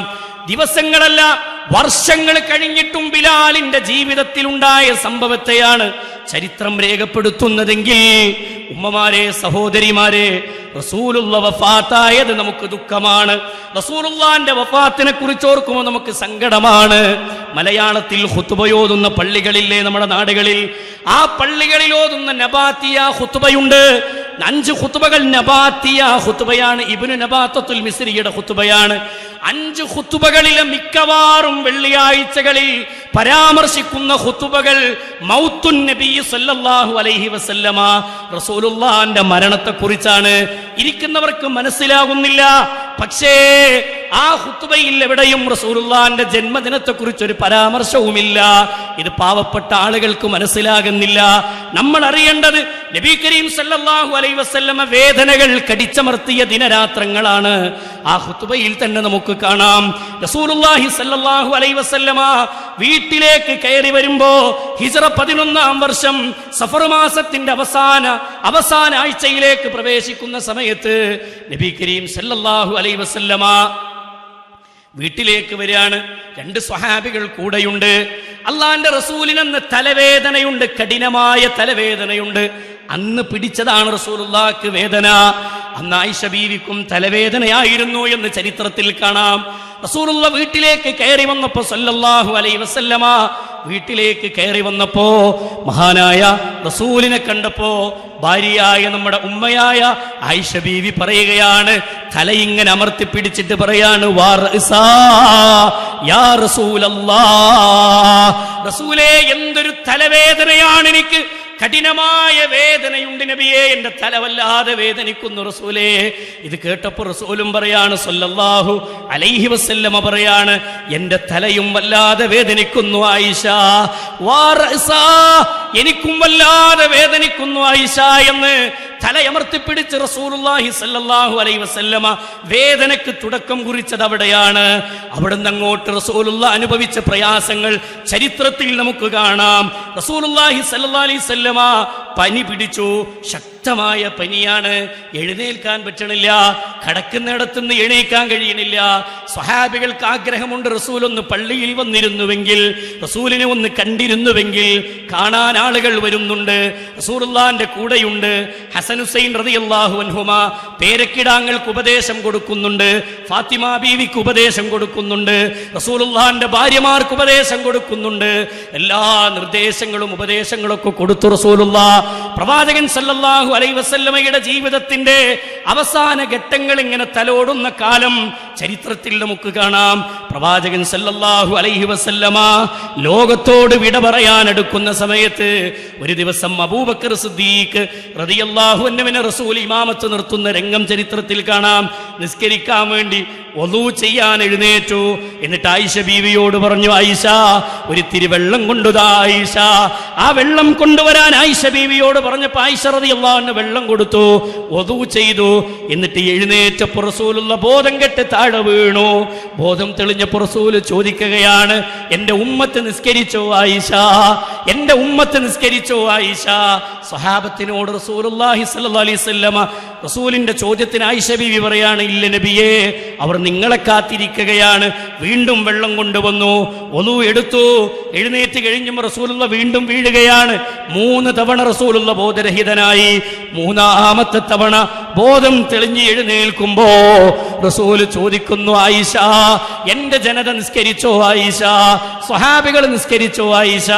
റസൂലുള്ള പറഞ്ഞു, ആയിഷ ബീവി പറഞ്ഞത്, അവർ നിങ്ങളെ കാത്തിരിക്കുകയാണ് നബിയെ, നിസ്കരിച്ചിട്ടില്ല, നിങ്ങളെ കാത്തിരിക്കാണ്. നബി കരീം സല്ലല്ലാഹു അലൈഹി വസല്ലമ ആ മഹാനായ അല്ലാഹുവിന്റെ റസൂൽ ആയിഷ ബീവിയോട് പറയാണ്, മുറു അബൂബക്കറിൻ, അബൂബക്കറിനോട് കൽപ്പിക്കൂ ആയിഷ, അബൂബക്കറിനോട് ഇമാമത്ത് നിൽക്കാൻ പറ. ആയിഷ ബീവിയുടെ ഉപ്പയല്ലേ അബൂബക്കർ റളിയല്ലാഹു അൻഹു.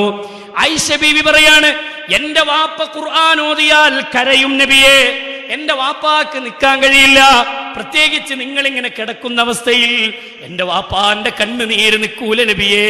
അതുകൊണ്ട് റസൂലെ അങ്ങനെ പറയണോന്നാ അബൂബക്കർ മഹാനായ റസൂലുള്ളാഹി ആയിഷ ബീവിയോട് പറയാ, ഞാൻ പറയുന്നത് കേൾക്കൂ, മുറൂ അബൂബക്കറിൻ, അബൂബക്കറിനോട് ഇമാമത്ത് നിൽക്കാൻ പറ എന്ന് റസൂലുള്ള നിർദ്ദേശിക്കുന്നത് കാണാം. നോക്കൂ നിങ്ങൾ, നബി സല്ലല്ലാഹു അലൈഹി വസല്ലമ പിന്നീട് കുറച്ചുകാലം പള്ളിയിലേക്ക് പോകാതെ വേദനകൾ അനുഭവത്തോടെ വീട്ടിൽ കിടന്ന രംഗങ്ങളുണ്ട്. റബീഉൽ അവ്വലിന്റെ ആദ്യ ആഴ്ചകളിലേക്ക് കയറി വരുമ്പോ, റബീഉൽ അവ്വൽ 12-നോടടുക്കുന്ന ആ ആഴ്ചയിലേക്ക്, അവസാനത്തെ ആഴ്ചയിലേക്ക് വരുമ്പോ ആയിഷത്തു സിദ്ദീഖ റളിയല്ലാഹു അൻഹാ, ആയിഷ ബീവിയുടെ മടിയിലാണ് റസൂലുള്ള തല വെച്ച് കിടക്കുന്നത്. മരിക്കുന്ന നേരത്ത് നമുക്കറിയാം, ഒരു ചരിത്രത്തിന്റെ ഭാഗം കാണാം. അബൂബക്കർ റളിയല്ലാഹു അൻഹുവും അബ്ബാസ് റളിയല്ലാഹു അൻഹുവും പള്ളിയിലേക്ക് കയറി വന്നപ്പോ ആയിഷ അബൂബക്കർ സിദ്ദീഖ് റളിയല്ലാഹു അൻഹു കണ്ടത് പള്ളിയുടെ മൂലകളിലൊക്കെ സ്വഹാബികൾ ഇങ്ങനെ ദുഃഖിച്ചിരിക്കുന്നതാണ്. കണ്ണിൽ നിന്ന് കണ്ണുനീരുകൾ ഒഴിപ്പിച്ച് അവർ ദുഃഖത്തോടെ ഇരിക്കുന്ന രംഗമാണ് അവർ കാണുന്നത്. അൻസ്വാരികളായ ആളുകളെ കണ്ടപ്പോ അബൂബക്കർ റളിയല്ലാഹു അൻഹു ചോദിച്ചു, എന്തേ സ്വഹാബികളെ നിങ്ങൾ ഇങ്ങനെ ഇരിക്കുന്നത്? എന്തുപറ്റി നിങ്ങൾക്ക്? നിങ്ങൾ എന്തിനാണ് ഇങ്ങനെ ദുഃഖഭാരം കൊണ്ടിരിക്കുന്നത്? എന്തിനാണ്? അബൂബക്കറിനോട് സ്വഹാബത്ത് പറയുകയാണ്, ദക്കർനാ മജ്ലിസൻ റസൂലില്ലാഹ്, അബൂബക്കറേ ഞങ്ങൾക്ക് റസൂലുള്ളാഹിന്റെ മജ്ലിസ് ഓർമ്മ വരുന്നു. ഒന്ന് വരാൻ പറയുമോ റസൂലിനോട്?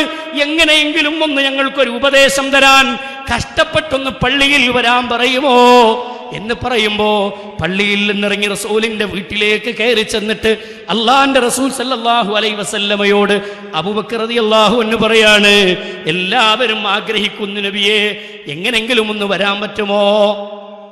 റസൂല് പറയാണ്, അബൂബക്കറേ എണീക്കാനാവണില്ല, അബൂബക്കറേ കിടക്കുന്നിടത്തുനിന്ന് എഴുന്നേക്കാൻ കഴിയണില്ല, ശക്തമായ പനിയാണ് റസൂലുള്ളാഹിക്ക്. നബി സല്ലല്ലാഹു അലൈഹി വസല്ലമയുടെ ഹദീസിൽ കാണാം, 7 പാത്രം വെള്ളം റസൂലുള്ളാഹിന്റെ ശരീരത്തിലേക്ക് ഒഴിച്ചു. 7 പാത്രം വെള്ളം ഹബീബിന്റെ ശരീരത്തിലേക്ക് ഒഴിച്ചു. ആ തണുപ്പൊന്ന് കുറഞ്ഞപ്പോ ആയിഷ ബീവിയോട് റസൂലുള്ള പറയാണ്, ഒരു തുണിക്കഷ്ണം കൊണ്ട ആയിഷ, തലവേദനയുടെ കാഠിന്യം കൊണ്ട് ആ തുണിക്കഷ്ണം മുറുക്കിക്കെട്ടി തലയിൽ, എന്നിട്ട് 2 സ്വഹാബികളുടെ തോളിൽ കൈയിട്ടുകൊണ്ട് റസൂലുള്ള പള്ളിയിലേക്ക് പോയത് ചരിത്രത്തിൽ കാണാം. അന്ന് പോയ രംഗം ചരിത്രം പഠിപ്പിക്കുന്നത്, അള്ളാന്റെ റസൂല് പോയ സ്ഥലത്ത് 2 പാടുകൾ ഉണ്ടായിരുന്നു. 2 പാട് ഇങ്ങനെ തള്ളവരൽ വലിച്ചുകൊണ്ടായ പാടില്ലേ, ആ പാടിങ്ങനെ പതിഞ്ഞിരുന്നു. മനസ്സിലായോ? നബി സല്ലല്ലാഹു അലൈഹി വസല്ലം പോയതാണ്, അനുഭവിച്ചതാണ്, വേദനകൾ കടിച്ചമർത്തിയതാണ്. വഫാത്തിനോടടുക്കുന്ന രംഗമുണ്ട്. ആയിഷ ബീവിയുടെ മടിയിൽ തലവെച്ചിട്ട് പ്രാർത്ഥിക്കുന്നുണ്ട്, ആകാശത്തേക്ക് കൈയുയർത്തി പിടിച്ചിട്ട്, ഇലർ റഫീഖിൽ അലാ, ഇലർ റഫീഖിൽ അലാ, ഉന്നതനായ കൂട്ടുകാരനിലേക്ക്, ഉന്നതനായ കൂട്ടുകാരനിലേക്ക് എന്ന് പറഞ്ഞിങ്ങനെ റസൂലുള്ള വാക്കുകൾ പ്രയോഗിക്കുന്നുണ്ട്. എന്നിട്ട് ആയിഷ ബീവിയോട് പറയുന്നുണ്ട്, യാ ആയിഷ ഇന്നലിൽ മൗതി ലസഖറാത്ത്, മരണത്തിന് വല്ലാത്ത വേദനയുണ്ട് ആയിഷ. ഇന്നലിൽ മൗതി ലസഖറാത്ത്, മരണത്തിന് വല്ലാത്ത വേദനയുണ്ട് ആയിഷ. ഫാത്തിമ ബീവി പറയുന്നത് കാണാം, റസൂലുള്ളാഹിന്റെ തൊട്ടടുത്ത് വന്ന് നിന്നിട്ട് പറയാണ്, വാക്കിർബാ അബാ, എന്റെ ഉപ്പാക്ക് എന്തൊരു വേദനയാണ്. സ്വഹാബികളെ, ഈ വേദന നിങ്ങൾ കാണുന്നില്ലേ സ്വഹാബത്തെ? എന്ത് വേദനയാണ് എൻ്റെ വാപ്പ അനുഭവിക്കുന്നത്? റസൂലുള്ള പറഞ്ഞത്, നിങ്ങളിലെ 2 ആളുകൾ അനുഭവിക്കുന്ന വേദന ഞാൻ അനുഭവിക്കുന്നു എന്ന് നബി കരീം സല്ലല്ലാഹു അലൈഹി വസല്ലമ. ആ കടിച്ചമർത്തിയ വേദന സഹിച്ച് റസൂലുള്ള കൈകൾ ഉയർത്തിപ്പിടിച്ചിട്ട് ഇലർ റഫീഖിൽ അലാ, ഇലർ റഫീഖിൽ അലാ, ഉന്നതനായ കൂട്ടുകാരനിലേക്ക്, ലാ ഇലാഹ ഇല്ലല്ലാഹ്, ലാ ഇലാഹ ഇല്ലല്ലാഹ്. ഈ വേദനകൾക്ക് നോക്കൂ നിങ്ങൾ, ആ കലിമത്ത് ഇങ്ങനെ ചൊല്ലിപ്പറയുമ്പോ ആയിഷ ബീവി എടുത്തു വന്നിട്ട്, റസൂലേ വേദന ഉണ്ടോ എന്ന് പറയുമ്പോ റസൂലുള്ള പറയാണ്, വാപ്പാന്റെ വേദന ഇവിടെ തീരുകയാണ് മോളെ, ഇനി വാപ്പ വേദന അനുഭവിക്കുകയില്ല മോളെ എന്ന് റസൂലുള്ള മോളോട് പറയുന്നത് ചരിത്രത്തിൽ കാണാം. ഇങ്ങനെയൊക്കെ വേദന കടിച്ചമർത്തി ഹബീബായ റസൂലുള്ള ഉയർത്തിപ്പിടിച്ച കൈകൾ ആയിഷ ബീവിയുടെ മടിയിൽ കിടന്നിട്ട് ആ കൈകൾ ഇങ്ങനെ താഴെ കുതിർന്നു വീണപ്പോ ആയിഷ റളിയല്ലാഹു അൻഹ പറഞ്ഞു, ഇന്നാ ലില്ലാഹി വ ഇന്നാ ഇലൈഹി റാജിഊൻ. അള്ളാന്റെ റസൂല് വിട പറഞ്ഞു. റസൂലുള്ള യാത്രയായി മെല്ലെ പുറത്തേക്ക് എഴുന്നേറ്റ് വന്നിട്ട് സ്വഹാബത്തിനോട് പറഞ്ഞു, സ്വഹാബികളെ, നമ്മുടെ റസൂല് വിട പറഞ്ഞു കേട്ടോ, നമ്മുടെ റസൂല് യാത്രയായി കേട്ടോ, നമ്മുടെ റസൂലുള്ള ലോകത്തോട് വിട പറഞ്ഞു സ്വഹാബികളെ എന്ന് പറയുമ്പോ അനസ് ബിൻ മാലിക് റളിയല്ലാഹു അൻഹു പറയാണ്, അന്ന് മദീനയാകെ ഇരുട്ട് മൂടിയതുപോലെ, കാർമേഘങ്ങൾ ഉരുണ്ടുകൂടിയതുപോലെ ഞങ്ങൾക്ക് അനുഭവപ്പെട്ടു. കാർമേഘങ്ങൾ ഇങ്ങനെ ഉരുണ്ടുകൂടിയതുപോലെ അനുഭവപ്പെട്ടു. സ്വഹാബികളൊക്കെ ഇരച്ചു വരാൻ തുടങ്ങി. ഉമർ ഇബ്നുൽ ഖത്താബ് റളിയല്ലാഹു അൻഹു ഉൾക്കൊള്ളാൻ പറ്റാത്ത മാനസികാവസ്ഥയിലായി മാറി. ഉമർ റളിയല്ലാഹു അൻഹു ഇത് ഉൾക്കൊള്ളാൻ പറ്റാത്ത മാനസികാവസ്ഥയിലായി. മക്കയിൽ മദീനയിലെ ഒരു മുകൾ ഭാഗത്തേക്ക് ഒരു ആവശ്യത്തിന് വേണ്ടി പോയ അബൂബക്കർ സിദ്ദീഖ് റളിയല്ലാഹു അൻഹു ഒരു കുതിരപ്പുറത്ത് വേഗത്തിൽ കടന്നു വന്നു. എന്നിട്ട് കുതിരയിൽ നിന്ന് ഇറങ്ങിയിട്ട് നിൽക്കുന്ന ഉമറിനെ കാണുന്നുണ്ട്, നിൽക്കുന്ന സ്വഹാബികളെ കാണുന്നുണ്ട്. അബൂബക്കർ റളിയല്ലാഹു അൻഹു നേരെ റൂമിലേക്ക് റസൂലുള്ളാഹിനെ കിടത്തിയിടത്തേക്ക് കയറി വന്ന് മുഖത്തിട്ട തുണിയങ്ങ് എടുത്തു മാറ്റിയിട്ട് റസൂലുള്ളാഹിന്റെ നെറ്റിത്തടത്തിൽ അമർത്തി ചുംബിച്ചു അബൂബക്കർ റളിയല്ലാഹു അൻഹു.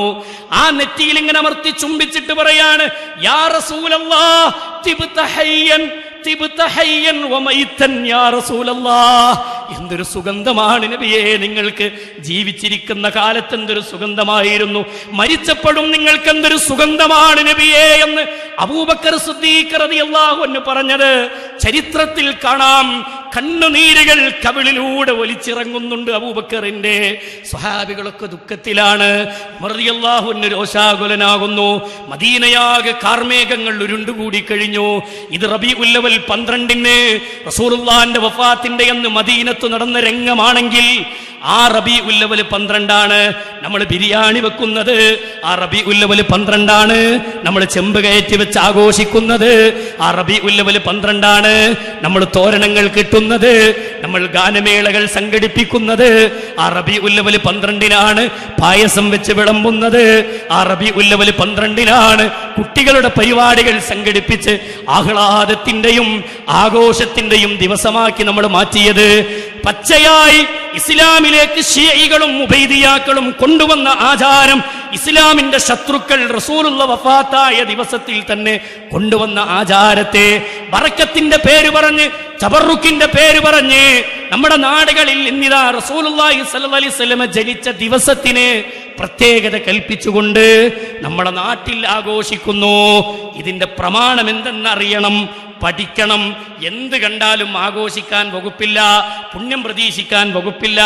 ഇസ്ലാമിലുണ്ടോ, ഹദീസിലുണ്ടോ, ആയത്തിലുണ്ടോ, സ്വഹാബത്ത് പഠിപ്പിച്ചിട്ടുണ്ടോ, താബീങ്ങൾ പഠിപ്പിച്ചിട്ടുണ്ടോ, താബീങ്ങൾ പഠിപ്പിച്ചിട്ടുണ്ടോ, അല്ലെങ്കിൽ മദ്ഹബിന്റെ ഇമാമീങ്ങളെങ്കിലും ഈ വിഷയം പറഞ്ഞിട്ടുണ്ടോ എന്ന് ഗൗരവമായി ഒന്ന് ചിന്തിക്കാനും ആലോചിക്കാനുമുള്ള ബുദ്ധി സാധാരണക്കാരായ നമുക്ക് വേണം. അള്ളാഹു മനസ്സിലാക്കാനുള്ള തൗഫീക്ക് നൽകട്ടെ. ഈ ഒരു രംഗത്തെ നമ്മൾ ഗൗരവമായിട്ട് ആലോചിക്കുക. അപ്പോൾ നമ്മൾ തബറുക്കുമായി ബന്ധപ്പെട്ട് പറയുമ്പോൾ നബി സല്ലല്ലാഹു അലൈഹി വസല്ലമയുടെ ജനന ദിവസം അവിടെ ഒരു പ്രത്യേക ബർക്കത്ത് കണ്ട്, പ്രത്യേകത കണ്ട് നമ്മൾ പോകാൻ പറ്റൂല.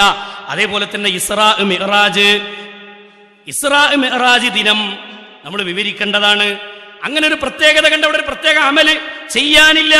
അതേപോലെ തന്നെ നബി സല്ലല്ലാഹു അലൈഹി വസല്ലമ പഠിപ്പിച്ച റസൂലുള്ളാഹി സ്വല്ലല്ലാഹു അലൈഹി വസല്ലമയുടെ കാലത്തിൽ നടന്ന ഹിജ്റയുടെ ദിവസം, ഇസ്രാ മിഅ്റാജിന്റെ ദിവസം, ബദരീങ്ങളുടെ ആണ്ടിന്റെ, ബദരീങ്ങളുടെ ജനിച്ച ബദർ നടന്ന സംഭവം അല്ലെങ്കിൽ ബദരീങ്ങളുടെ ആണ്ടിന്റെ പേരിൽ നടക്കുന്ന ആ ഒരു ദിനത്തിൽ ഒരു പ്രത്യേക ആചാരം, ഇതൊന്നും ഇസ്ലാം പഠിപ്പിക്കപ്പെട്ടതല്ല.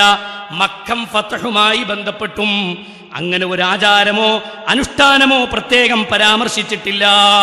അവിടെയൊക്കെ എന്താ പ്രത്യേക ദിവസത്തിന് ബർക്കത്ത് കൊടുക്കുമ്പോൾ നമ്മൾ എന്ത് ചെയ്യണം, ആലോചിക്കണം. റസൂലുള്ള ബർക്കത്ത് കൊടുത്ത ദിവസങ്ങളുണ്ട്. വെള്ളിയാഴ്ച ദിവസം നബി സല്ലല്ലാഹു അലൈഹി വസല്ലം ബർക്കത്ത് കൊടുത്തതാണ്. മാസത്തിന് ബർക്കത്ത് കൊടുത്തത് ഹദീസിൽ കാണാം. ആ ബർക്കത്തുകൾ എന്താണെന്ന് നമുക്ക് പിന്നെ പറയാം ഇൻഷാ അല്ലാഹ്. തൽക്കാലം എന്റെ സംസാരം അവിടെ അവസാനിപ്പിക്കാം. ഇനി നബി സല്ലല്ലാഹു അലൈഹി വസല്ലമക്ക് ബർക്കത്തുണ്ടോ? ആ റസൂലുള്ളാഹി സല്ലല്ലാഹു അലൈഹി വസല്ലമയുടെ ആസാറുകൾക്ക് ബർക്കത്തുണ്ടോ? ആ തബറുക്ക് അങ്ങനെ അവിടെ എങ്ങനെയാണ് തബറുക്ക്, എന്താണ് അതിന്റെ യഥാർത്ഥം പ്രമാണം എന്ന് പഠിപ്പിക്കുന്നു എന്നുള്ളത് നമ്മൾ വ്യക്തമായി പഠിക്കേണ്ടതാണ്. നമ്മുടെ നാട്ടിൽ ഇതുമായി ബന്ധപ്പെട്ട ആളുകൾ വിശ്വസിച്ചു പോരുന്ന ശൈലി എന്താണ് എന്നും കൂടി നമ്മൾ എന്ത് ചെയ്യണം, കൂട്ടത്തിൽ പഠിക്കണം, മനസ്സിലാക്കണം. സഹോദരങ്ങളെ, ഇതൊക്കെ പറയണത് എന്താണോ, ആരോടെങ്കിലും ദേഷ്യമോ വൈരാഗ്യമോ വെറുപ്പുണ്ടെങ്കിൽ ഇതിങ്ങനെ ആവർത്തിച്ച് പറഞ്ഞെടുക്കേണ്ട ആവശ്യമൊന്നുമില്ല. മനസ്സിലായോ? കുല്ലു ബിദ്അത്തിൻ ളലാല വ കുല്ലു ളലാലത്തിൻ ഫിന്നാർ. ബിദ്അത്ത് ചെയ്യുന്നവർ നരകത്തിലാണെന്ന് റസൂലുള്ളാഹി സ്വല്ലല്ലാഹു അലൈഹി വസല്ലം പഠിപ്പിച്ചിട്ടുണ്ട്. അതുകൊണ്ട് പ്രമാണത്തിലല്ലാത്ത ഒരു കാര്യം നമുക്ക് ചെയ്യാൻ വകുപ്പില്ല. നമ്മൾ മനസ്സിലാക്കിയാൽ മതി. അപ്പൊ തെളിവന്വേഷിക്കുക എന്നുള്ളതാണ് പരിഹാരമുള്ളൂ. പ്രസംഗിച്ചവനെ ചീത്തറയിലല്ല പരിഹാരം. മനസ്സിലായോ? പ്രസംഗിച്ചവനെ ചീത്തറയിലല്ല പരിഹാരം. പരിഹാരം എന്താ? ഇതിന് തെളിവുണ്ടോ എന്ന് അന്വേഷിക്കുക. വ്യക്തമായിട്ട് സ്വഹീഹായ ഹദീസിൽ ഏതെങ്കിലും സ്വഹാബി താബികളൊക്കെ ആഘോഷിച്ചതായി ഒരൊറ്റ തെളിവ് നമ്മളൊന്ന് കണ്ടെത്തിയാൽ മതി. വളച്ചൊടിക്കാത്ത തെളിവാകണം, വ്യക്തതയുള്ള തെളിവ്. റസൂലുള്ളാഹിന്റെ കാലത്ത് ഇങ്ങനെ ജന്മദിനാഘോഷം നടന്നു എന്നതിനുള്ള തെളിവ് നമ്മൾ അന്വേഷിക്കലാണ് പരിഹാരം. എല്ലാ ഇബാദത്തിലും എല്ലാ കാര്യത്തിലും നമ്മൾ ചെയ്യുന്ന അമലുകളുടെ കാര്യത്തിലൊക്കെ നമ്മൾ തെളിവ് പഠിക്കണം. അപ്പോൾ ഞാൻ നേരത്തെ പറഞ്ഞ ഖുർആൻ ഹദീസ് ലേണിംഗ് സ്കൂളിൻ്റെ കാര്യം പറഞ്ഞല്ലോ, അവിടെ ചെന്നിരിക്കുക, അവിടെ ചെന്ന് ചോദിക്കുമ്പോൾ തെളിവ് ഇങ്ങനെ കിട്ടും കിതാബിൽ നിന്നൊക്കെ. മനസ്സിലായോ? അങ്ങനത്തെ ക്ലാസ് പോയി ഇരിക്കുക. നമ്മുടെ നാട്ടിലുണ്ടാകുമല്ലോ QHLS ഖുർആൻ ഹദീസ് ലേണിംഗ് സ്കൂൾ. ഇന്ന് ചെന്നിട്ട് അന്വേഷിച്ചിട്ട് ആ ക്ലാസ്സിലേക്ക് പോയി അവിടെ ചെന്നാൽ നമുക്ക് കിട്ടുമെന്ന് ഇതിൻ്റെ തെളിവുകളൊക്കെ. മനസ്സിലായോ? റഹ്മാനായ റബ്ബ് മനസ്സിലാക്കാനുള്ള തൗഫീക്ക് നൽകുമാറാവട്ടെ. നമ്മൾ ചെയ്യുന്ന ഇബാദത്തുകൾ വ്യക്തമായിരിക്കണം, തെളിമയാർന്നതായിരിക്കണം. നബി സല്ലല്ലാഹു അലൈഹി വസല്ലം പരിശുദ്ധ ഖുർആൻ പറഞ്ഞല്ലോ, ഓട്ട വീണ ഇബാദത്ത് അല്ലാഹ്ക്ക് വേണ്ട. ന്യൂനതയുള്ള ഇബാദത്തുണ്ടല്ലോ. എന്താ ന്യൂനതയുള്ള ഇബാദത്ത്? നമ്മൾ അങ്ങാടി പോയിട്ടൊരു തക്കാളി വാങ്ങാം. പൊട്ടിയ തക്കാളി നമ്മൾ എടുക്കുമോ? കീറിയ തക്കാളി വാങ്ങോ? ചതഞ്ഞതെടുക്കുമോ? ഇല്ല. ഞമ്മക്കത് പറ്റൂലെങ്കിൽ നമ്മളെ ഇബാദത്ത് ചതഞ്ഞത് അല്ലാഹ്ക്ക് വേണ്ട. നമ്മളെ ചതഞ്ഞ കർമ്മങ്ങൾ അല്ലാഹ്ക്ക് വേണ്ട. പൊട്ടിക്കീറി വിണ്ട് കേട് വന്ന ഇബാദത്തുകൾ അല്ലാഹ്ക്ക് വേണ്ട. അല്ലാഹ് നമ്മളിൽ നിന്ന് സ്വീകരിക്കുന്നത് പെർഫെക്റ്റായ അമലുകളാണ്. ആ അമലുകൾക്ക് വ്യക്തത വേണം, വ്യക്തമായതാവണം. അപ്പോൾ എല്ലാ വിഷയത്തിലും ഒരു മധ്യമ നിലപാട് സ്വീകരിച്ചുകൊണ്ട് മുന്നോട്ട് പോവുക. ഒന്നിനെ നിഷേധിക്കാനും പോകണ്ട, ഉള്ളതിൽ നിന്ന് കൂടുതൽ ചെയ്യാനും നിൽക്കണ്ട. റസൂൽ സല്ലല്ലാഹു അലൈഹി വസല്ലം എന്താണോ പറഞ്ഞത്, സ്വഹാബത്ത് എന്താണോ പഠിപ്പിച്ചത്, അതങ്ങനെ സ്വീകരിക്കുക. അത് തബറുക്കിൻ്റെ വിഷയത്തിലായാലും ശരി, ഏത് കാര്യത്തിലാണെങ്കിലും നമ്മുടെ നിലപാടുകൾ അതായിരിക്കണം. അള്ളാഹു മനസ്സിലാക്കാനുള്ള തൗഫീക്ക് നൽകുമാറാവട്ടെ. നമ്മിൽ നിന്ന് വന്നുപോയ എല്ലാ തെറ്റുകുറ്റങ്ങളും അള്ളാഹു വിട്ടുപുറത്തു മാപ്പാക്കി തരുമാറാവട്ടെ. അസുഖം ബാധിച്ച് കിടക്കുന്ന ഒരുപാട് ആളുകളുണ്ട്. അള്ളാഹു ഷിഫാഉൻ ആജിലിനെ പ്രദാനം ചെയ്ത് അനുഗ്രഹിക്കുമാറാവട്ടെ. നമ്മുടെ നാടുകളിൽ ദുരിതം അനുഭവിച്ചുകൊണ്ടിരിക്കുന്ന ഒരുപാട് നല്ല മനസ്സുകളുണ്ട്. അല്ലാഹു സുബ്ഹാനഹു വ തആല സലാമത്ത് പ്രദാനം ചെയ്ത് അനുഗ്രഹിക്കുമാറാവട്ടെ. മരണപ്പെട്ടു പോയ ഒരുപാട് മുഅ്മിനീങ്ങൾ, മുഖ്ലിസീങ്ങൾ, മുവഹിദുകൾ, അള്ളാഹു എല്ലാവർക്കും അവരുടെ ഖബറിടം വിശാലമാക്കി കൊടുക്കട്ടെ. നാളെ പരലോകത്ത് ജന്നാത്തുൽ ഫിർദൗസിൽ അവരെയും നമ്മളെയും അള്ളാഹു ഒരുമിച്ച് കൂട്ടി അനുഗ്രഹിക്കുമാറാവട്ടെ. അള്ളാഹു സുബ്ഹാനഹു വ തആല നമ്മൾ ഈ കേൾക്കുന്നതും പഠിക്കുന്നതും മനസ്സിലാക്കുന്നതുമൊക്കെ ഒരു സ്വാലിഹായ കർമ്മമായി അള്ളാഹു സ്വീകരിക്കുമാറാവട്ടെ. ഹക്കിനെ ഹക്കായി ഉൾക്കൊള്ളാനും ബാത്തിലിനെ ബാത്തിലായി മനസ്സിലാക്കി മാറ്റി നിർത്താനുമുള്ള തൗഫീഖ് അള്ളാഹു നമുക്ക് പ്രദാനം ചെയ്ത് അനുഗ്രഹിക്കുമാറാവട്ടെ. റബ്ബനാ തഖബ്ബൽ മിന്നാ ഇന്നക അൻതസ് സമീഉൽ അലീം വതുബ് അലൈനാ ഇന്നക അൻതത് തവ്വാബുർ റഹീം. ആമീൻ ആമീൻ ബിറഹ്മതിക യാ അർഹമർ റഹീമീൻ. വസല്ലല്ലാഹു അലാ മുഹമ്മദിൻ വഅലാ ആലിഹി വസഹ്ബിഹി അജ്മഈൻ വൽഹംദുലില്ലാഹി റബ്ബിൽ ആലമീൻ. അസ്സലാമു അലൈക്കും വറഹ്മത്തുള്ളാഹി വബറകാതുഹു.